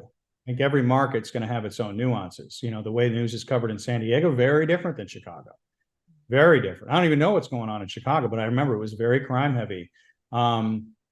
Using social media to break stories is really the best way to use it, and to amplify and share your stories. If you go to my Twitter page now, it's just stories that I've done that I uploaded to YouTube, LinkedIn, same thing, Facebook. But I'll occasionally post a picture of me and my son and my girlfriend and things like that on my Facebook page. And then those are the ones that get 200 likes. My story will get like 12 likes on Facebook. They don't really care. They really want to be able to connect with me on an organic level. And so you have to recognize that. I see a lot of talent, on-air talent, on their Instagram. It's just selfies. And to me, that's I look at that and go, all right, you're in this business for validation. You're in this business because you want to validate your ego. You want people to say, oh, you're so beautiful. And I'm sounds like I'm judging it, but it's a very common thing. A lot of talent, it's selfie, selfie, selfie. Look at me, look at me, look at me. And I always tell my girlfriend, I said, if I were single, I would never date that woman, because that woman is going to be the star of the show no matter what. There's no working with a co-star with somebody who's got if you go to a talent and their entire Instagram is nothing but selfies, I'm going to say that's a red flag. But also it seems like the nature of Instagram is selfies. It is, but to give them something a little more, tell a story. Yeah, turn the camera outward. To the camera outward. Exactly. Don't always put it on you. But yeah, turn the camera outward. Great line, Margaret. But then also, what about how the business has changed? You're talking about your personal experience, but what about the structure of the business since you started? Well, the economics are not there. So when my father was in it in the 90s, those Ron Majors made $1 million a year as a news anchor. That's because the ad revenue was through the roof. The ad revenue is not there anymore. So the economics are changing. So the money's not there anymore. I'm not complaining. I have a decent salary, but it's not anywhere near what it was 10 years ago. And so that's the reality that you need to know. If you're going into this business, you are not going to get rich. You're not. So you have to do this for the right reasons. Otherwise, you're going to have a short career. And that's not for everybody. You have to have a certain level of, we talk about mental health. You got be a little bit crazy to want to do this. You really do. So it's a matter of channeling that crazy for good as opposed to evil. Are you going to be a supervillain or a superhero? You really do have to, and that's where you have to get, otherwise you'll go insane if you just don't focus on what you can control and what you can do to do the best job that you can, and then let it go out into the ether. I flubbed a line the other day on the air and I was so mad at myself, and it's like, all right, I got to let it go. It's like a field goal kicker missing a field goal. You just got to go back out there and kick the field goal. You're going to make mistakes and it's going to happen. Own it, acknowledge it, and then move on. Well, what I think of is not to field goal metaphor, simile, or whatever, is I took tennis lessons at Northwestern, and this guy, one of the teachers said, just go on to the next ball. And so when I think about stuff, I think just go to the next ball. It's a great analogy. It's true. Analogy. That's what it was. Yeah. But you still, you have to acknowledge it and learn from it and figure out, okay, what could I do differently? Yeah. And dissect it. Mistakes. But when you're playing the game, though, see, when you're in the game, you don't have time to do that. So maybe post game, yes. Well, yeah, there'll be times where I'll see. Yes, there are times where I've been on air and I, stutter or I say someone's name. If I'm self-monitoring and beating myself up in real time for that mistake, I'm going to make more mistakes. And so you just have to acknowledge that you're human. The viewer accepts that you're human, and you just correct yourself and move on and don't let it throw you. I used to let it throw me. I worked with a woman who, if she made a mistake on air, it would ruin her entire live shot. And you can't do that. You just have to you're a human. People know that you're a human. Be human. Be a person. Yeah, there's somebody here in Chicago who's on TV who's extremely popular. And I think it's because he is very human. Like, he will stumble. He just goes right through it. And people can relate to him. I think he's really good. So. That's it. Be totally transparent. Be a human. And that's people want to connect. There's too many news outlets that think if you just put on beautiful people on the air, people are going to watch. That's not it. You've got to have people that people can connect with on an organic level. Why am I watching this person? Because I feel I know this person. If you look at the old Chicago, the 80s and the 90s, I don't think there was one good-looking person on ABC7 back in the 80s and 90s when they were number one, but they were real people that you could identify with and connect with, so that's more important than just putting on, somebody who's pretty to look at. A lot of news directors kind of, I think, make that mistake. Just go for the most attractive person. Well, can that person tell a story? Can that person connect with the viewer? So you are confirming it does happen that they hire people based on looks. Absolutely. 100%. Okay. It happens in radio too, but radio's not visual. So especially with women, sadly, and the rules are different for women than they are for men. The women often get hired because of their looks, and it serves them well. It does. So, with men, I mean, it's not fair. I'm not, say that it is. It's not. With men, there's a little more, forget it. Yeah, they still want good-looking people on the air. At the end of the day, it is a visual medium. So you do have to take care of yourself. I go to the gym. I work out. I'm taking care of myself, my health. You have to look good, but that doesn't mean you have to be, some cookie cutter. If you're the most beautiful person in the world and you cannot form a sentence or write a story, that's probably not a good hire. People want to connect with you and feel like they know you so they can trust you. Because at the end of the day, the biggest currency we have in news is trust. Do they trust me? And now, and my viewers trust me. They trust that this guy's going to get to the bottom of the story. I don't care. But yes, I still dress nice. I spend a lot of money on clothing anchors. I see an anchor who works in my market. He wears the same suit every day. I don't know what he's thinking. Like you have to dress nice. You have to put attention to detail into your appearance. I have a tailor who personally tailors my suits. I learned that from my father. My father dressed, as you remember how he dressed insane, over the top. And yet he was the best writer I ever saw on TV. When people would say, I remember your dad, they remembered how he dressed because it's branding, right? It's all about branding. That was his brand. So my brand is I dress sharp, I tell a great story, I connect with the viewer organically, and I'm grateful to be there. That's my brand. So what is your brand as an on-air personality? It's not just enough to look good. How are you going to make a connection with the viewer? How are they going to learn to trust you? And I think that's a very important thing. Gosh, you're really giving so much good advice and insight. I don't think I've ever heard this from TV people as much, and also, like I said, I don't work in it, so I don't know, but I'm just surprised that today in the 21st century, that they are still hiring people who look a certain way who don't have the skills. I can't really comment on it. I see it. Okay. I think it's a mistake. I think LA is a lot like that, but I also think that if you go to LA and you watch those reporters, like they're good reporters. They're good. I've seen them. KTLA. KTLA is solid. Mike Delestrio, a buddy of mine who runs KCAL KCBS, those reporters are rock solid. They look really good, but they are really good. Yeah, I agree. There's no downside to looking good and being a great storyteller. There's no downside to it. If you have that in an employee, then for a visual medium, you're winning. It's just, you got to, in my opinion, you got to have both. You know, you got to have that ability to, you know, transcend the looks, because, all right, you look good, you got my attention. How are you going to keep my attention? Yeah. Well, that's also like Miami too, because when there was something happening with Trump, I forgot. And so I just went to the local news station online, and all of them looked fantastic. And they were such good reporters, such good anchors. They should all win awards because they were so professional, so well spoken, great writing, great presence, and they were good to look at. You know what I'm saying? Well, good for them. And that's the whole package, Margaret. Yeah, if you can find that, that's everything.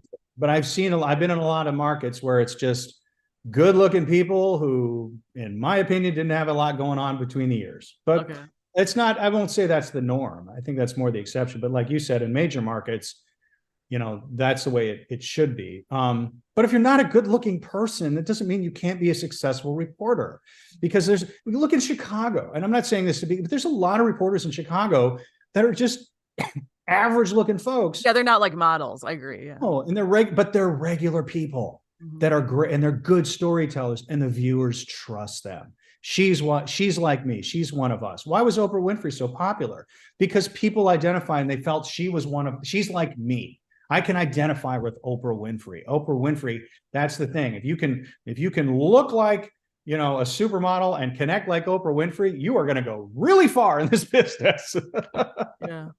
Well, now, okay, actually, I forgot to ask you about when you said you were in acting and you were all anxious all the time. How did you manage to memorize your lines when you were in that kind of mind space? Oh, it's just, you're a professional. That's what you do. Okay. And that is where the training comes in. And that's from doing a lot of, you know, plays, a lot of theater. When I went to Chicago, I did a play at Steppenwolf, Master Harold and the Boys. I was, you know, basically on stage for 90 minutes. That's a muscle you just learn. That was always the thing after you did the play. Everyone would say, how did you memorize all those lines? Rehearsal, repetition. So, and that helps me in my reports now, because I never look down at my notes. Okay. But I don't write a script anymore when I do my reports. I used to write a script. Now I have bullet points. Yeah. If you know a story inside and out, and you know it from in every aspect of it, you can talk about it. And if you go from the mentality of, you know, I used to make it about me and self-monitor and my performance. Now, again, I make it about the viewer. Here's the information. Here is what you need to know. So the way I'm talking to you right now, because I have points that I want to convey, is the way I report my stories. Just like this, because I understand what the 5 bullet points are that need to be conveyed. And that's what I do. And it's very conversational. I never read from a script. I do on as an anchor, because you have to, because you have technical directors and sound engineers and people that need you to stick to the script so they know when to cue the next soundbite or graphic. But you still have to make it very conversational in the way that I'm talking to you now. So yeah, line memorization, it's just, you know, it's just kind of what you do. Eventually you develop it over time. You develop, you know, mechanisms to learn how to do it. Now, one of the reasons why I didn't want to go to acting is because I like being me, and it's very hard to be me in society because a lot of people don't allow you to be you. I think that's false when they say you can be you. But when you actually play other people, what's it like to put your own personality aside as opposed to being a reporter or something and using your own personality? Well, I would disagree that when you are acting, you aren't putting your own personality aside. Okay. Stanislavski's book on acting says any character you play is going to be a hybrid of you and your experiences and what you bring to the table, and this character that was written by the author. And it's a blending of those two things. Okay. You have to still be as organic and conversational and natural as possible when you're acting, especially in TV and film, where it's a lot more intimate as opposed to the stage. And the only way you can do that is if you're drawing on your own personal experiences. I would argue that Robert De Niro is pretty similar in every character that he plays. And you're going to watch him every single time because he owns it. You know, he's Robert De Niro. Pacino is very similar in a lot, except for Scarface. That was definitely a caricature. But yeah, there's going to be, certain, Robert Duvall, like they're just, you're going to have, the great actors do insert themselves into it. Because then you have to feel like you're watching a real person. That's true for acting. That's true for reporting. And so the only way you can do that is if you you have to infuse your personality in both of these. My co-anchor, she just lost her job. She didn't get re-signed. So when I met her, she was, in person, she's a very fun, gregarious, quirky, bit of an oddball, love her to death, one of my favorite people. But when she was on the air, she was playing a part. Oh. I am the reporter playing the part, and this and that and that and that. And then the camera would go off and she'd be like, this fun. Da, da, da, da, da. And I always said, if you could be something like that on air, she would have kept, I believe she would have kept her job. Wow. You know, because she felt like she was playing the part of a reporter as opposed to just being her. So that's, you know, there was a mantra in acting that an acting teacher told me: you are enough.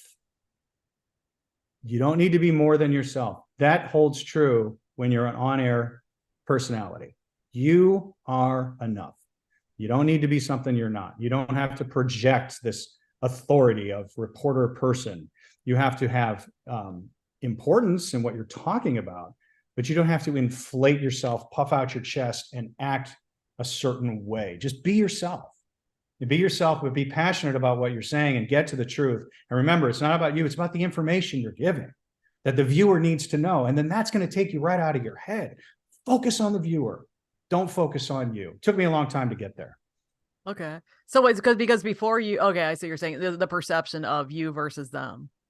Right. You say, okay. And what another thing is that, you know, I noticed I like British acting better, to tell you the truth, because they're masters at it. They are masters at acting. Because they disappear into their characters, as opposed to American actors, which like I feel like they insert themselves. Yeah, I mean, I didn't see Cillian or Cillian Murphy in the Oppenheimer, but I loved watching Peaky Blinders. But I think he's pretty similar but they're masters yes, they are much better. I think their training style and acting, because it's more stage based, they're really good at, you know, creating more believable affectations, accents, things like that. And you're right, that is a skill. I didn't have that skill. I was an okay actor. I was really good in the movie Free Enterprise. I was really good in that movie. Sadly, it's not available online. But it was that's because I got out of my head and I wasn't thinking, you know, and that, but yeah, you're right. The British actors, they're just, it's masterful. And also in the comedy too. Like British comedy to me is nothing better. Yeah, because when you're saying you are, you know, it also goes back to sports, or like you do certain sports or certain athletics. Even at the gym, you have to let go of yourself to get into it. Like, I don't know if you lift weights, but it's like that too. You just have to let go of the barriers within you that says I can't do it, and then you do it. So I think life is like that, where you just have to let go and be in it. So there's another movie reference line, Bull Durham, older movie with Tim Robbins and Kevin Costner. And the line that Kevin Costner told Tim Robbins was, "Don't think, just throw." That's true. And he was, you know, because Tim Robbins was a pitcher and he was always in his head. And if he started thinking, he'd throw the ball, it would go off, you know, hit the mascot, hit some fans in the stands. And Costner comes out and goes, "Don't think, just throw." Yeah. And then he did that. And there was a scene where, and then he throws it right down the middle. He goes, "That was beautiful. Oh my God, what did I do? Oh wait, don't think about it." Right. Well, yeah, so I mean, what you do is you train up to it, though. Like, there are a lot of people throw and throw and throw, but then when you're in the game, you can't think, you just go. And then that's where all your training comes in. Correct. You do have I have a lot of respect for pro athletes. I do too. And I mean, I'm dissing sports fanaticism as mental illness, but at the end of the day, mad respect for professional athletes, because they have busted their behind at their craft and they're masters at their craft and they don't think about it. They just do it. But it took a great deal of training to get there. So I think they are people to be revered. When I covered sports, I looked at it as that, you know, these are stories of triumph. Yes. To get here. Yes, Jay Cutler was a jerk, but at the end of the day, I respect the heck out of the guy. He got there. He was on a, you know, NFL team, probably the best quarterback to ever wear the number 6 in the NFL. If you look back, there weren't a lot of quarterbacks that wore the number 6. So that's just a fun little fact that Mark Giangreco gave me, my former sports director at ABC7. Yeah. I used to see him riding his bike. He and his kids riding his bike. This is obviously many years ago. He must have lived near us or something. He might be a nice guy now, but he just was really kind of surly to us in the media. And we're human. We have egos and we didn't like it. Oh, okay. Well, yeah. I've never met the guy, but somebody said, I miss frumpy anchors. I miss frumpy anchors. Like, you know, or like maybe cantankerous, or people who are not like all nicey and stuff. Oh yeah. Well, now we're going way back to like Floyd Kalber and Fahey Flynn, and like, you know, back in those days when the 70s and the 80s, you know, Floyd Calvert had his cigarette lit underneath the desk, yes, those old, the Edward R. Murrow, the Walter Cronkites, these kind of guys who are, really rough around the edges. It is a little bit more, yes, yeah. Sapelso was a good looking guy. Ron Majors wasn't a good looking guy, but he was an incredibly personable anchor. You really felt a connection, a personal connection with Majors, because he didn't make it about himself. He made it about the viewer and all of the people around him. That's why people loved him. Also, well, people loved him on the air and then also off the air, because I met him like at Pete's here in Chicago. He was just sitting there. What a nice guy. Exactly, because he had gratitude for his position. Oh, yeah, he was a great mentor for me. And then I saw him at some deli. Shoot, I forgot the name. He was at some restaurant with a bunch of people again. Extremely nice guy. I mean, he was like gold standard, so I can see why he was very popular. Yeah, and that's the way. So yeah, I mean, I think there are a lot of principles from the old school method that still hold true today. I mean, what you just described, that gratitude, that sense of selflessness, and understanding that you're being of service ultimately in this job as a journalist. You are in the service industry and not making it about you. But then you also have to carry that over into the newsroom now. You have to carry that over to create a positive culture where you work. People have to like working with you. And the best way to do that is make their job easier. If you make their job easier, you will have a job, as long as, those people are there working with you and they like you. Yeah, that's a really good advice. Any other advice before we go? We've only been talking 2 hours.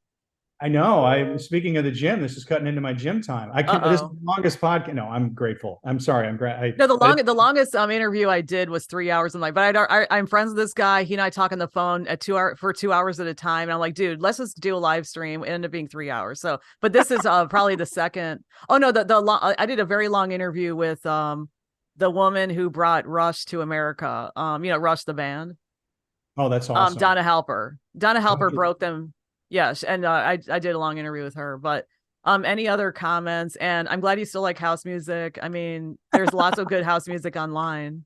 Yeah, I'm still into the house music, but when growing up in Evanston, I was into like punk, The Clash, Sex Pistols, but I was also into Lisa and the Cult Jam, Run DMC. Yeah.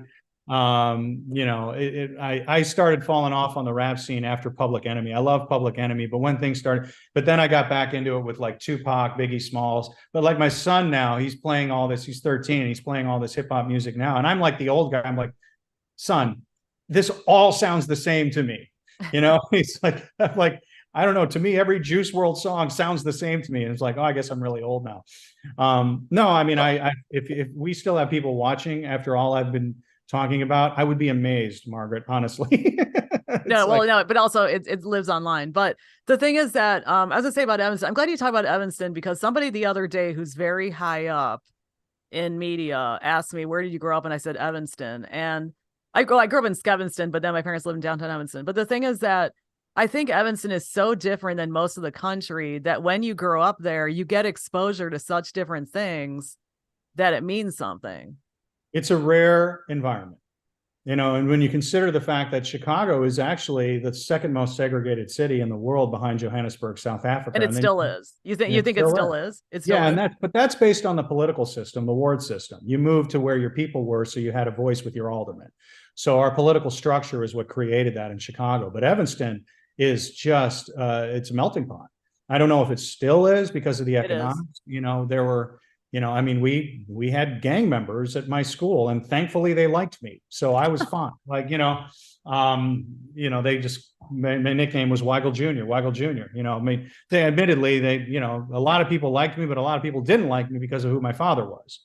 There was a jealousy and an admiration there that I carried with me, and I didn't know how to deal with it. I don't now. I know how to deal with it, but back then I didn't. So. But I definitely think cultural diversity. But now the benefit of, we didn't have the internet back then, right? We had just what was in our immediate backyard.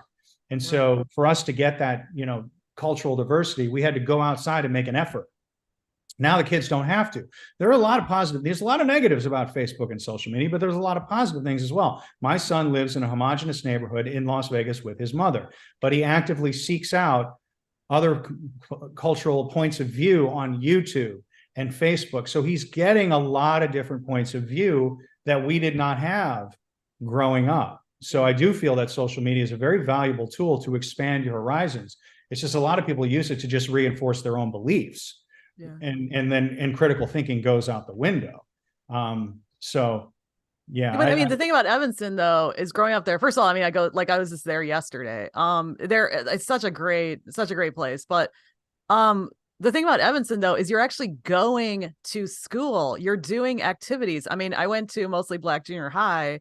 I did activities with all these different people, and then when you go back to the reunions, you're like, "Hey, what's up?" And it's like, oh, okay, that's your. I mean, you think about people's different backgrounds, but you're mixed in doing stuff. And I think Right. I don't know if I don't live in California. I don't know if it's what it's like out there, but San Diego's very homogenous.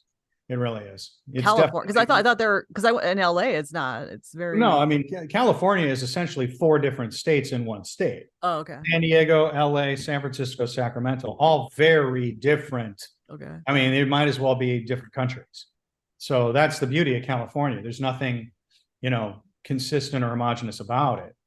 San Diego is predominantly white. That is true. But there's a very large Hispanic population, more so than I grew up with in Evanston, obviously. And that's a very, big staple of our culture here is, Hispanic heritage. And that's something that we honor and recognize and always give coverage to in our news organization. They were here first. I mean, let's be real. So, but in terms of there's a large Asian population here in San Diego as well. And, but it's not as diverse culturally as, as where I grew up. Okay, that's interesting because it's like I said. I mean, the person I know from San Diego is not a white, not a white person. But I'm just thinking that, because I know in LA when I go there, it's like, wow. I mean, I lived in Asia for 4 years, and I was like, I am home. I mean, home, quote unquote. Like I feel like I get the sensation like I haven't felt in a long time. Which Chicago is very different. We have a different mix here, but so okay. Anything else? No, I think I've probably talked more than I ever have, Margaret. No, I really appreciate what you've done. I think you'll help a lot of people because I have just been helped by what you said. Everything you said is so inspiring, and I feel so motivated and so encouraged. And you gave some excellent advice for people who are established or just starting out. I appreciate that. Is my whole goal is to just be of service now, Margaret. And if I'm able to be of service to you and your listeners and viewers, I'm grateful. Today is already starting out to be a great day. Thank you so much. Okay, so let me just stop